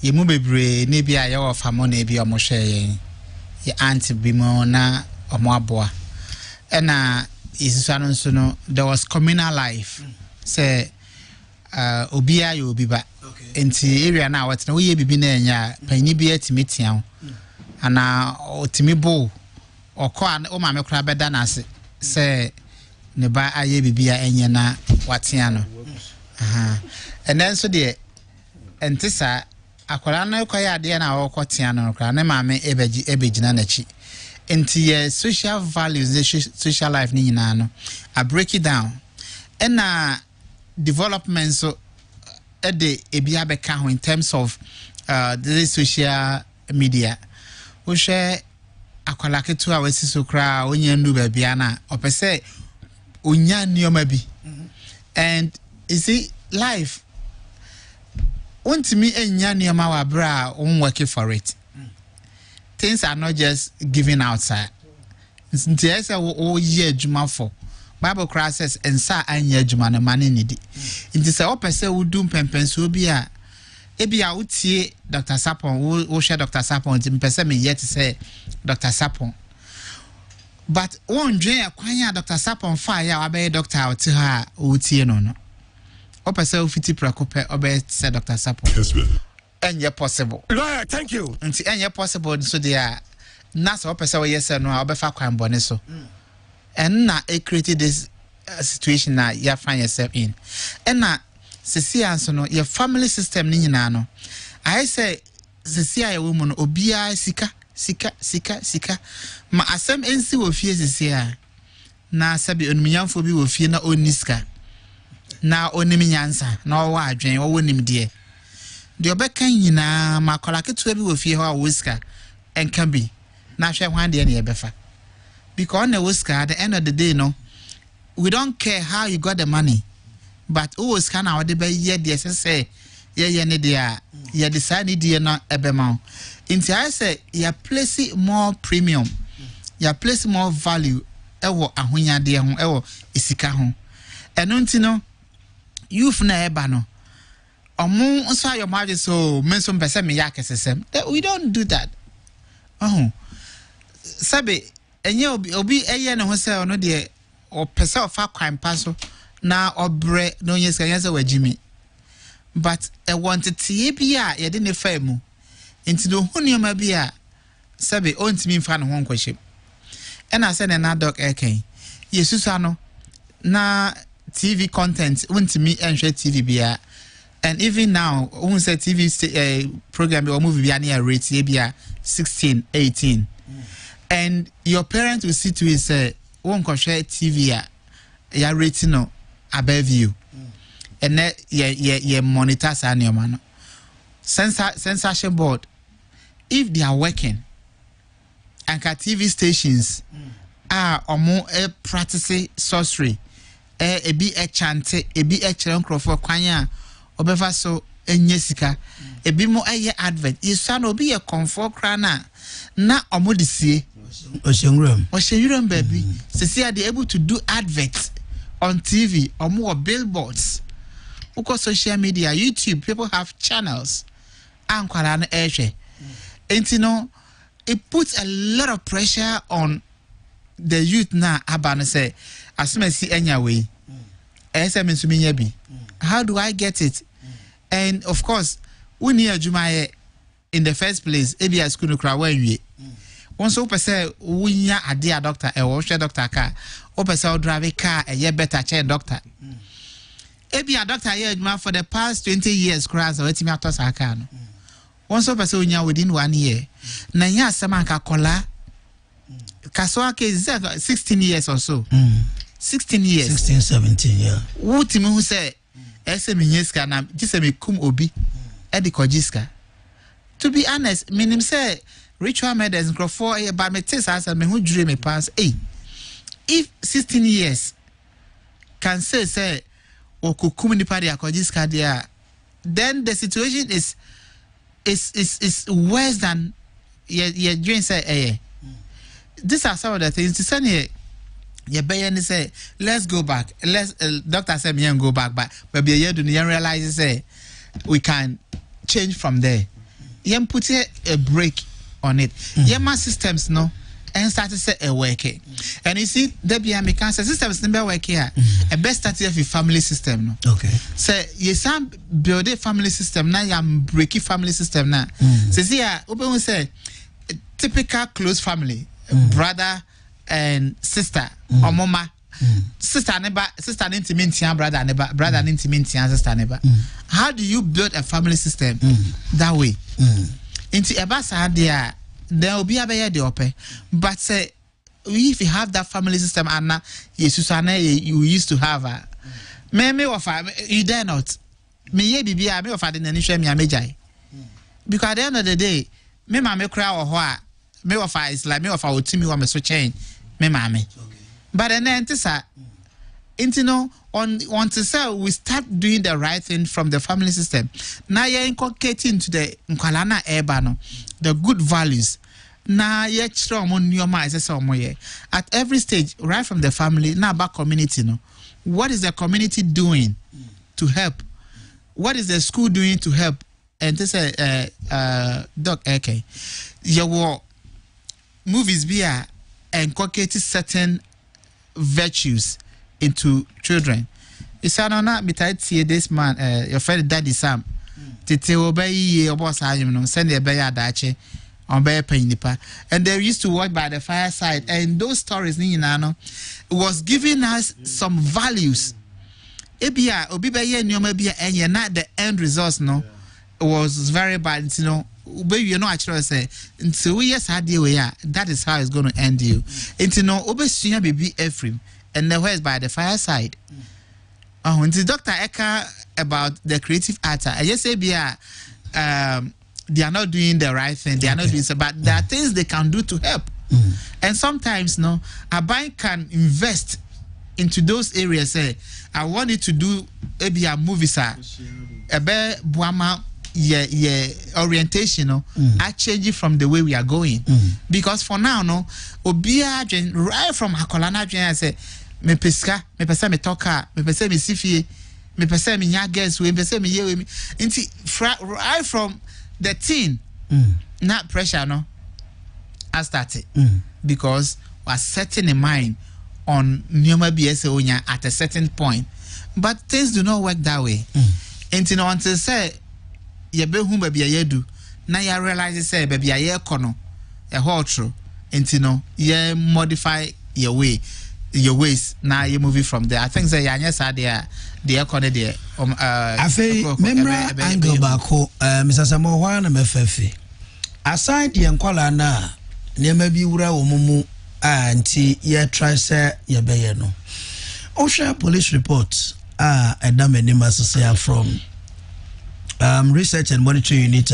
Criminal Investigation Department, Ghana Police Service, from January, 1st January to June 30th this year. Enipa omakun nipa anayeku omo o ha esi o yaku yato ha o ha esi na wenda 306 murder cases and oma record na o hwemu a 261 AMM 52 AMM na ohwe circumstances na bi o ha bia otimoto so na yakokono na bia ya one ade. What kind of society and I building? Mamisha se wo ho because as I say obi ko obi no sheda nye obi hu bio Yes, as I say, police far respond say omo di ombetibe. But maybe I do no so my no. I think say so edumedi e kan ho asem kakra ebebo amamintio. Yes, me feel say send the police for na cannot. Police can do what they can do, but to me and wo baby at every point in time. You know, yes, I said yes, say ye baby. Na ni na akoye sikape because they are can more na say be akukumobi no what it be a contract killing it be say be I no be what problem be me per se me yini free honey akobo obi pa obi say bet me akukumobi yem fashe so it tells you say contract killing say a target nipa and say yekokone keke obi so has or call robbery ukoya obi or a natural instance be about resisting initially or resisting kakra na or shoot you. If you say ni nyina ye sika sem no sika pay ya sika nibri ya intino we as people say yenso yema yeni eda ho na ye kan kwala ye san kwala no kwa na edi sa nwuma no mpanyifo edi sa adwuma no but the entire amaye say ye ni abren kwala no say when we are able to conscientize the youth now omo na enyine aba so omo de no more risky. And so they are learning from the adult as well. Okay. But if you say as society, say you come together, say, but you do know. Enough is enough. Ebi a community be societal pressure so kahuana because issues need be owa and you said that nyasem but wakuno just like that. Yes. You see, and at times no, na make say community no. And also a role to play. For instance, if there be watchdog, community watchdog, be a police for to me in what area be but community be watchdogs are a more share a moment term. Be every month contribution kakra. Ne de tuya watchdog neka na or more monitor your man. A bema the rate at which robbers no pretty or more so so better. Yes, the police are there, but last time we had a meeting with the police, district police, and they're saying say community be are ready so obey for me watchdog biano.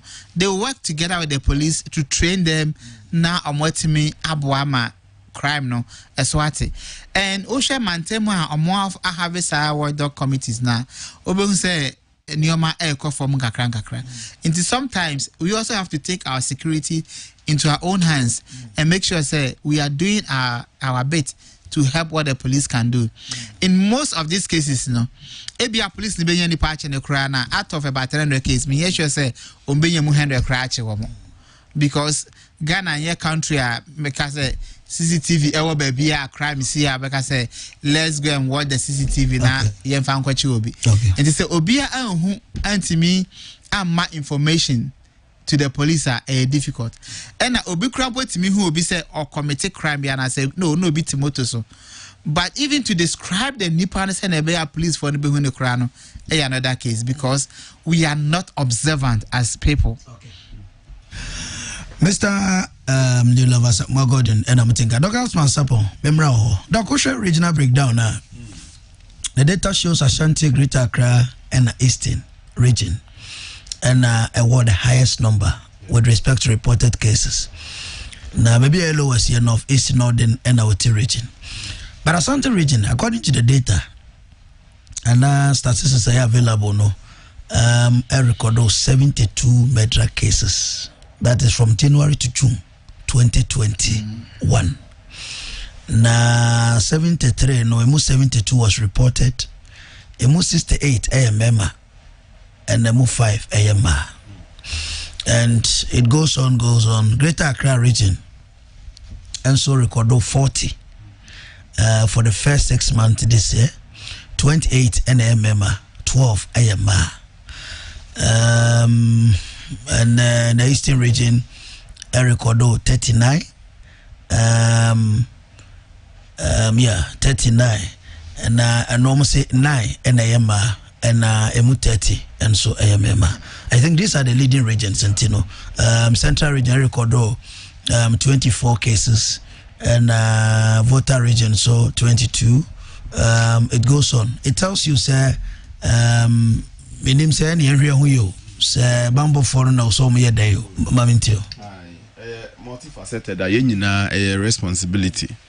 In fact, say chrono betimi akoso o man bia mu a ana say awudie ne sa ne man crime betimi akoso o man bia mu a na enema bi 1 or 2 bi ka ho. The first one deterrent nema ye de beye wono mo e bechi omo no na beye kokobo ana say be ma abo afufuru hu emuma ye bi ana omunye bi eno ye number 1 enti no aya na me keka bi kosi police for no aso can be a judicial system no ankasa so say yetimite say murder cases aba.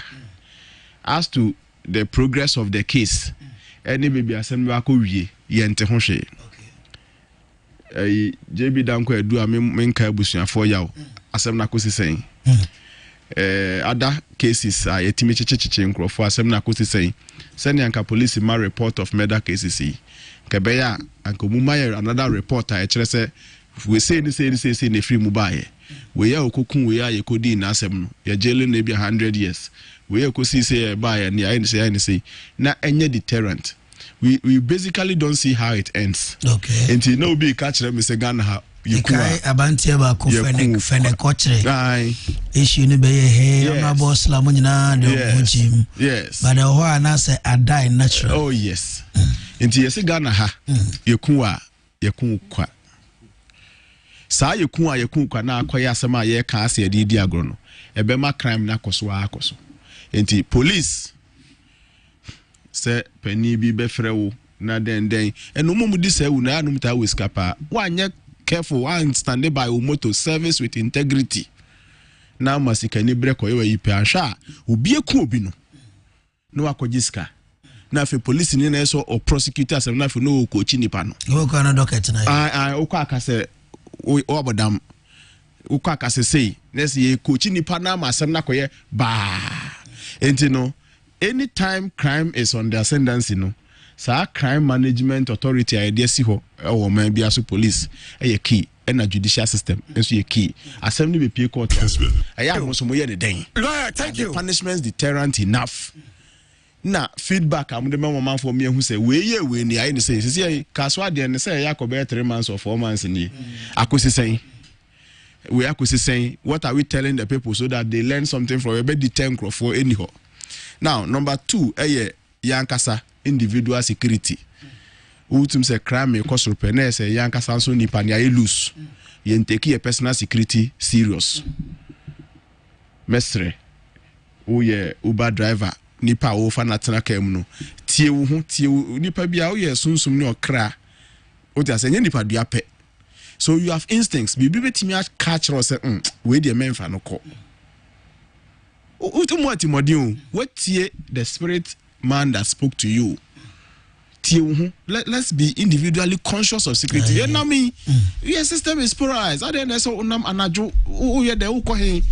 some loose movement be na menena fufu na ekoye na wefa ha na come da bi. Be conscious of your personal security. In fact, so be sonson ne ho a. I think say betimi abrebre sa na ma ya sekakra. And na ye wo 30 na ye fe no environment conducive for crime. What means a crime rate because let's just say the country or micro no, your environment is a very conducive place for crime. For foreigners. Whether foreigners or in local. It's a foreigner bet me as do krumwa. Na krumani ni mubio. Oh yes. Oh yes. And you know, yenshe ye man tem uncompleted houses are hodo. Obi be beto asase. Obeto ni mudie. Nso no nyansi na chire ni nasi o kwa na unambush na adeko. That environment is extremely conducive for crime.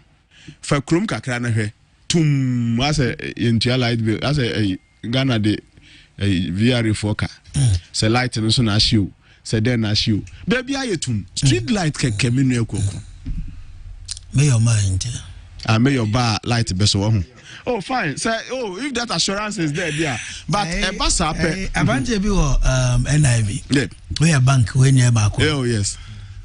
Was kwa Eddie. Okay. And nano was so Golden Tulip. On say ofa Golden Tulip call traffic light we be a deputy regional commander. Yeah, a good man. Who say hono yengura. And a light be answer ni ho. Ti otika ni ma kwa no sem Avante bi fingurem. a card then caught on a catch. The other of friends, yeah, yanka, Nampany form for you know, Monsieur Mayor, my. You see, a bassa, not quite, but I serious. In Crasso Money Mayo, and I'm more Mayo. Crasso original minister. Mayo Biao. I can more original minister. Mayo Biao, officially, no, Yankaso. No, but what would there cost one crime? What would there cost one crime? What's the minister in here, Juma? Pa. And Akuoko, I think we should take that serious. The third part that make us say environment conducive for crime.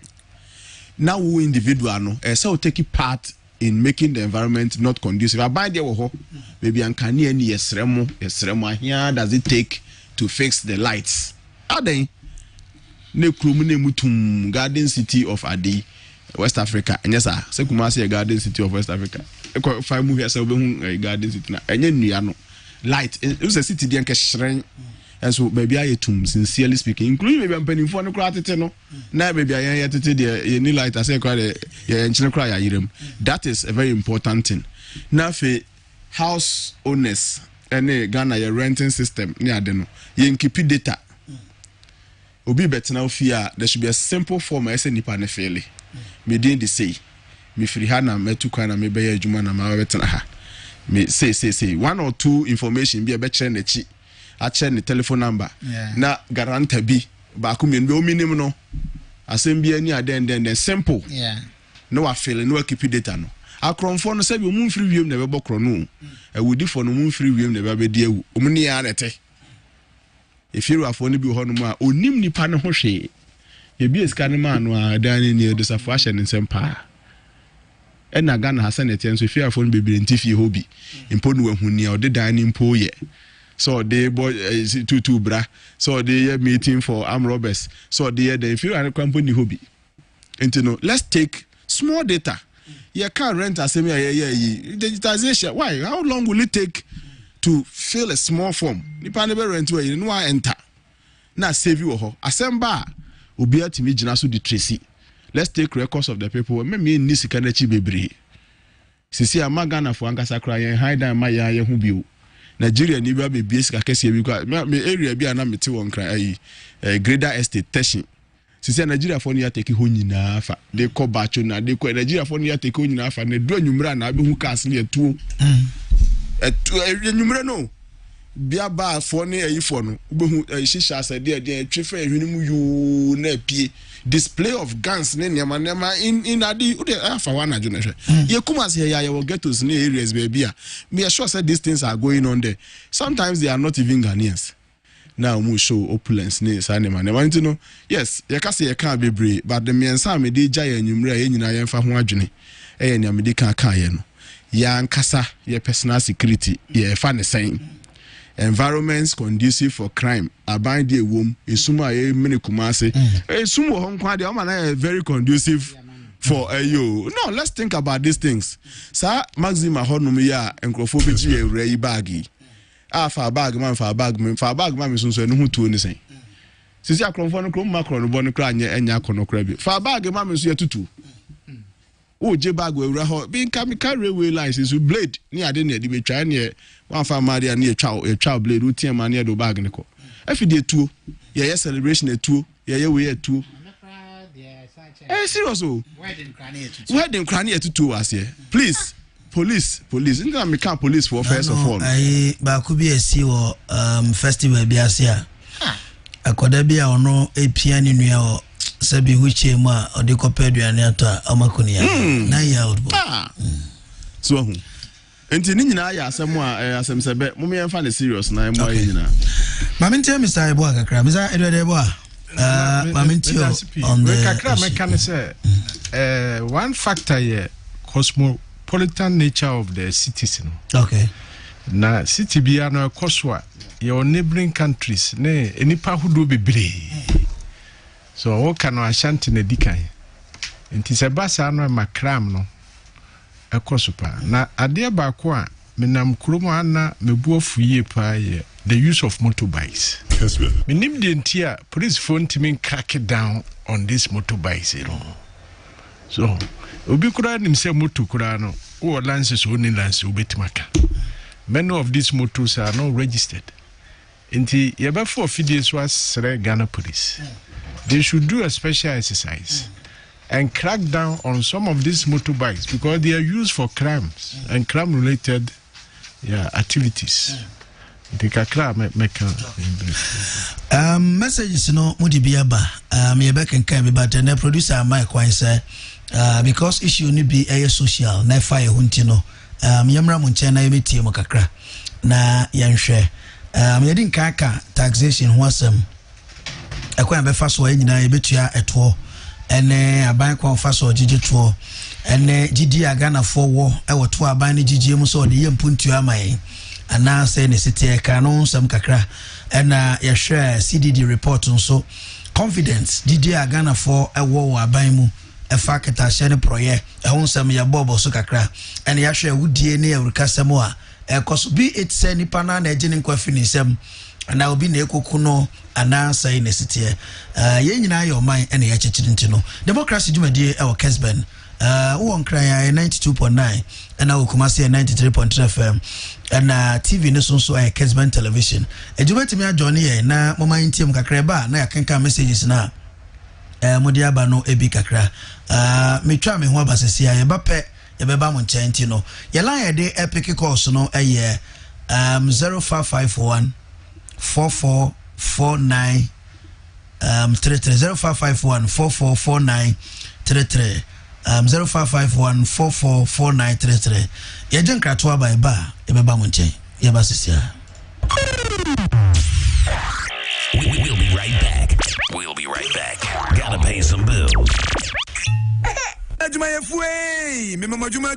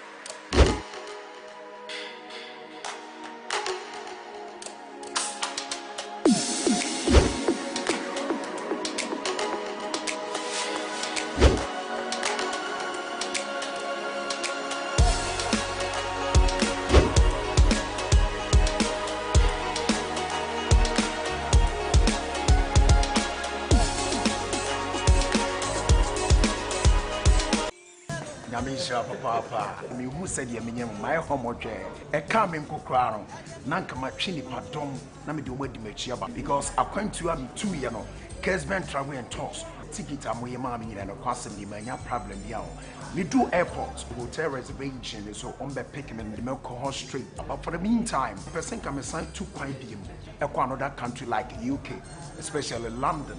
That is why I've come. Nyami sham papa. Yeah, dance. So koba, waba bedi and wa adansi. Kessben travel and tours. Ye gusua, ye treasure shim. Enche bi ankran for ebe mu yenim. But they say there, multi credit baby be out before rebia. We no Kessben travel and tours. If you okay, omo de oma ben jom for no. You will be what a doom central for clinic in Chen. You will be what macro office. The office back or Bantama, a multi credit office. The case you buy us at the house. Tinyo here be Kessben travel and tours or going to say Modi. You bet to me about Kessben travel and tours, and Jivisa. Name woman a bet church. Why are Befaswa, obey men don't crack us some at 2 years. Now they have Jivisa. It's a view. Thank you very much. Thank you very much. And for now, person will call on the phone, my brother, my sister, in a very simple way. The whole world, yes, you're from the baby, a person who could be Kessben travel and tours, Ed Overcall. Many himself going to bed, Yaman, but we who Kessben travel and tours, no, it was excellent and wow. And the 2% who took quiet now going to your friend, and your Kessben travel and tours. Muchas gracias, found out we mean that washi, where you are done.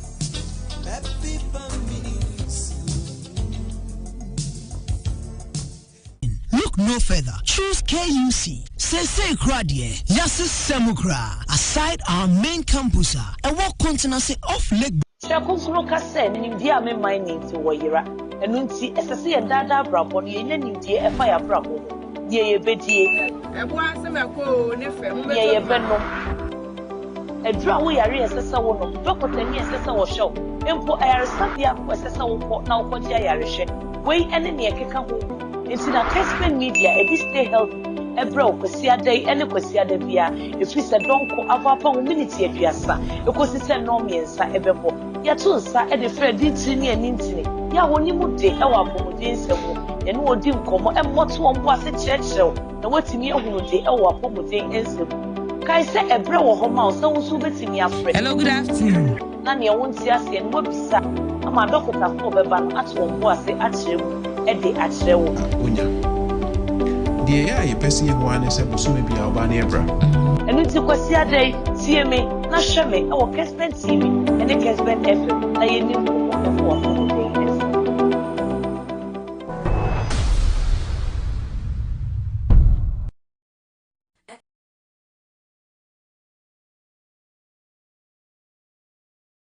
of our students very seriously. We have a 24-hour ultra-modern police post constructed by the management of Kessben College for the Kessben College students and the entire continental community.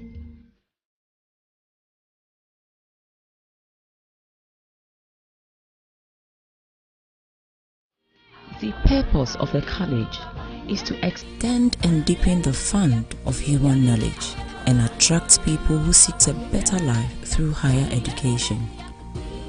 The college serves the diverse needs of students through comprehensive educational programs. Akuoko Kwarteng lawyer Ohinichai. And Dr. Smasapon, Senior Research Fellow, Center for Social Science Research, Kumasi Technical University. Mr. Edward Yabua, a chartered accountant, and I was a lecturer at KNUST.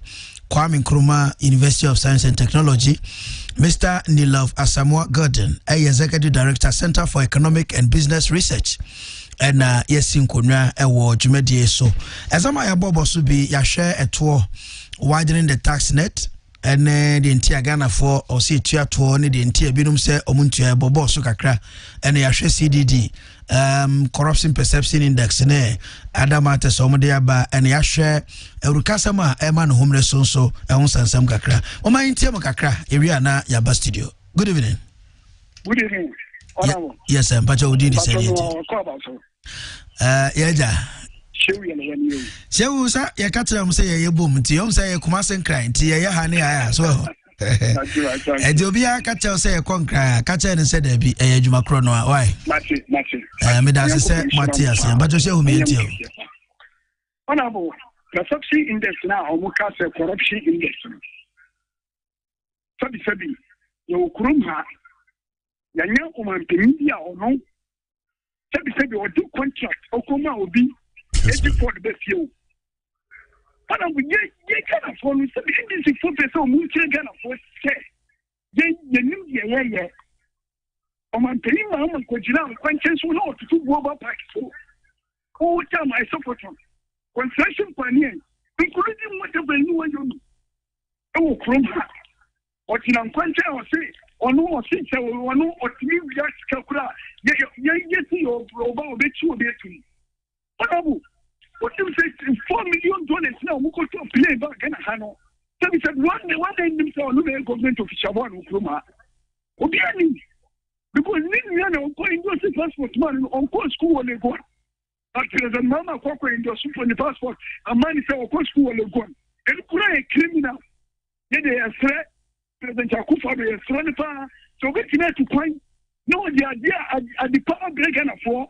Including doses over 1.5 million doses about Ghana, equivalent to $15 million. And you're saying a Tamsika, almost $500,000 across South Africa. They are Kokucha, and you're saying, overhead private jet, than say, Okuja to private jet, Aquari, Yede Sereno.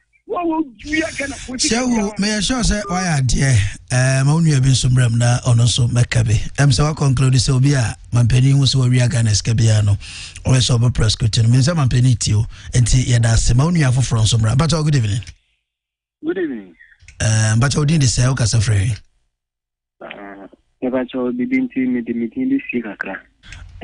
Nasa na sama abobo si die bibia nim ti die bibi na no di me but o ka se free Never told more tema. Okay but o me ntiwe O je mada asemuno ni pekuma semunanti. Okay Papa. Teninti na mama fikumasi majema juma fikumasi ade obi ena akakodi ya juma no ena mene minyanko ya kwaku hu ena ya bo police forman central ofa omochi nipa no ko ya 3 days star ya wo hona nipa no beti ya won ni se hu bibia ya beka yentwen ni bi hu ofa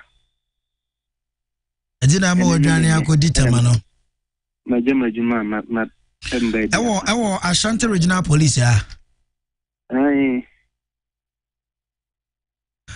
Mate, yes, you be the actually by investigation kakra na yashwe study city. Why?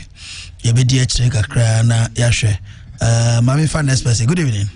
Good evening. Yeah, but you did say okay, so friend. Friend on nefi ye me ka sefi ba Kessben. Yo nana me nti o. Yo anyume de kunkum no en ho asem na me ka kakra. Say Ghana has say Niama I food too much. As I would be a cum Nigeria, be a cum Winnie Adeno. Media a pen piano with the margin called Sa programs ya. Yama who quaya ye wo so radio so new animal stations be ya while listen near them. Nia, Emwa and come here say radio for Naji, Dosu for Jumai. And some see wo waju any adeno na ya befa betna radio so na ye so pa manfo na ye kan sama kese e basa nipa ne bebre distracted home ento one ne yiri nya issue ba sanka sam so bana sebia nipa no wogidie se o medical radio no so na omusiesie ma me akoma toy mo beba sanka ho de nkenya problem ya Akuoko unim NCC de hwan na mpe ne kwan a wo mu fa so a wo ye program no na mia ni mu ni ya na no den okay ya besre Ghana mpanimfo mu fo mo na nsi fo se wo na ma ehu okay ani panti mi pia na jo okay ensem na no den tie besre mo hwe hu bibi Medasipa, thank you very much for listening to Kessben FM. Next person, Bacho Mamitio. Good evening. Hello, Honorable. Yes, sir. Bacho, Memaju. Okay, Solomon. You solo, what to say? Oh, Namia do Honorable Memoyapa. You solo, BNTW.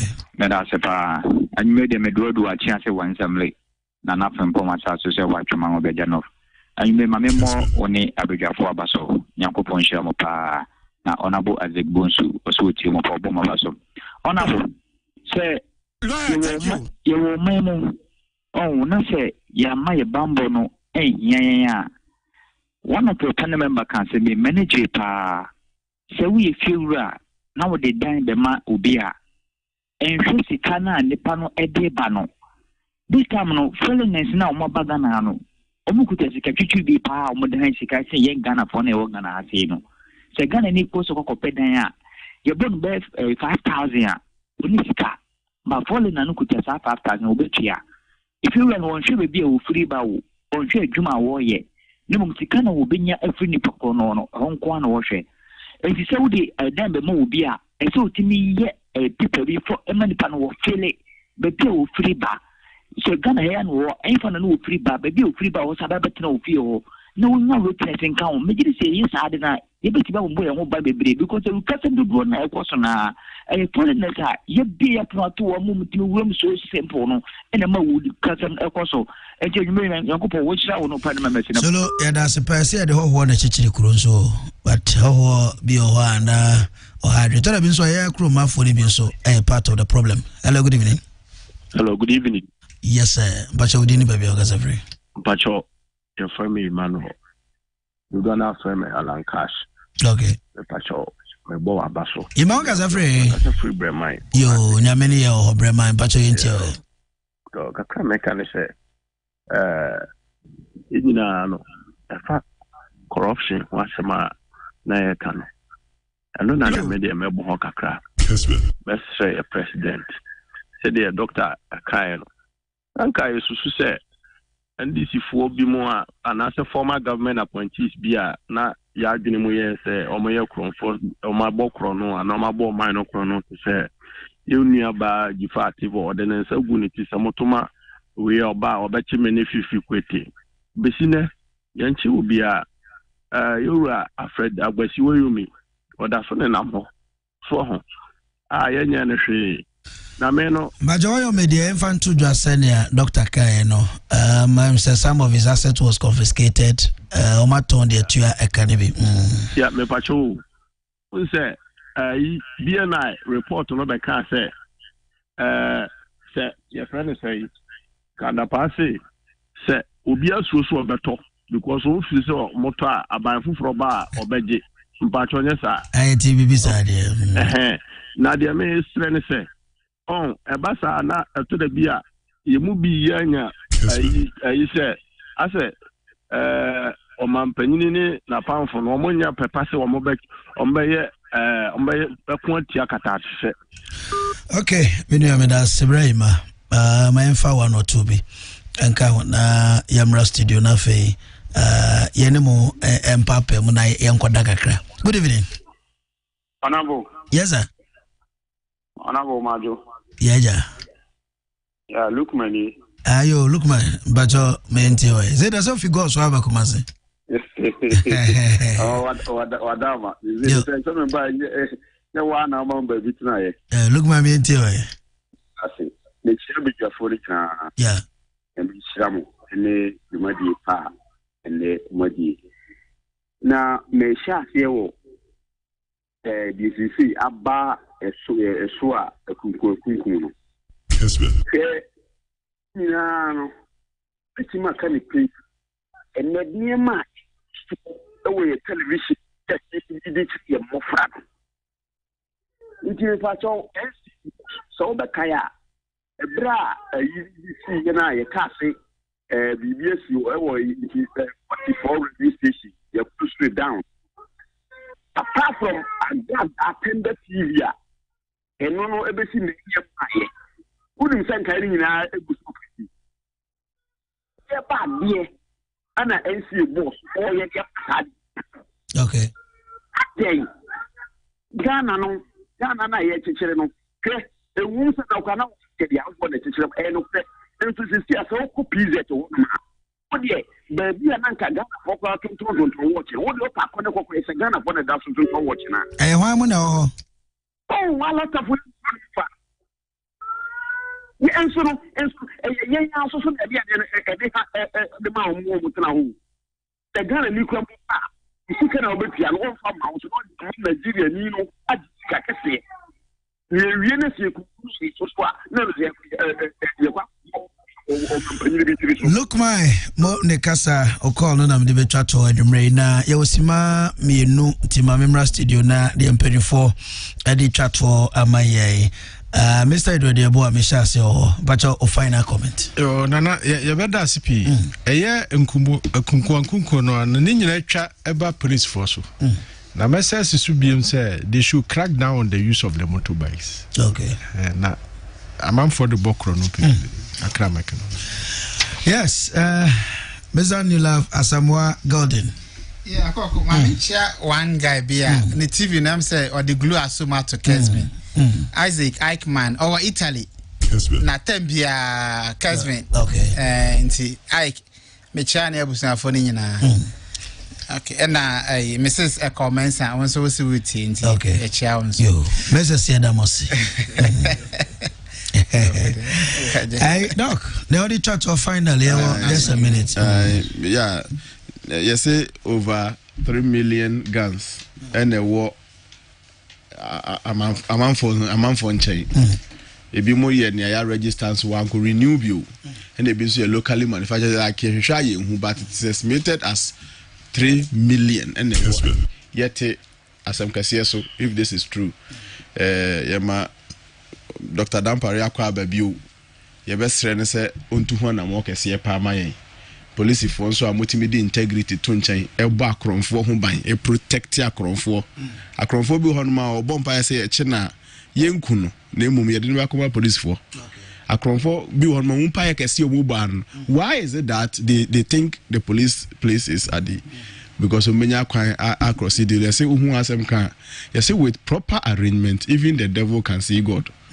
That is what a friend told me. You know, they know when they get that they can arrangement. Bebe my we are not solving the problem. Okay. A biana say be kwa ba na be a police ni kura or no you can no so afa honso ahwe na we are risking ourselves. Okay. Mechia Mr. Samuel Emwa wasai kropon any wasai kropon for. Yo, Dr. Smasapo and Mutini Kedwe Diaboa, a lecturer at University, and Mr. Nulava Samoa Gordon, so Executive Director, Center for Economic and Business Research. Many the cabinet, Akuoko Kwarteng, regular host, lawyer, Hinicha, Queer PCS, Albedia, Komalamia, Omaneshi Jumadia, and Seth, cameraman, Ebo Juma Hapa. Ewo studio ebo ene MCR no ebo nyina UG enso ni team no ewon kran Kessben Accra omoso ebo juma ho Brady muso na Justice K abetena se na odenwuma ente abejeje entertainment grafo besom na Kumasi so Justice K denwum no ajeje entertainment mama nyina good night lawyer thank you Lawyer, thank you. Listen, I would like to take this opportunity to greet my fans. Listen, lawyer, before I move, say.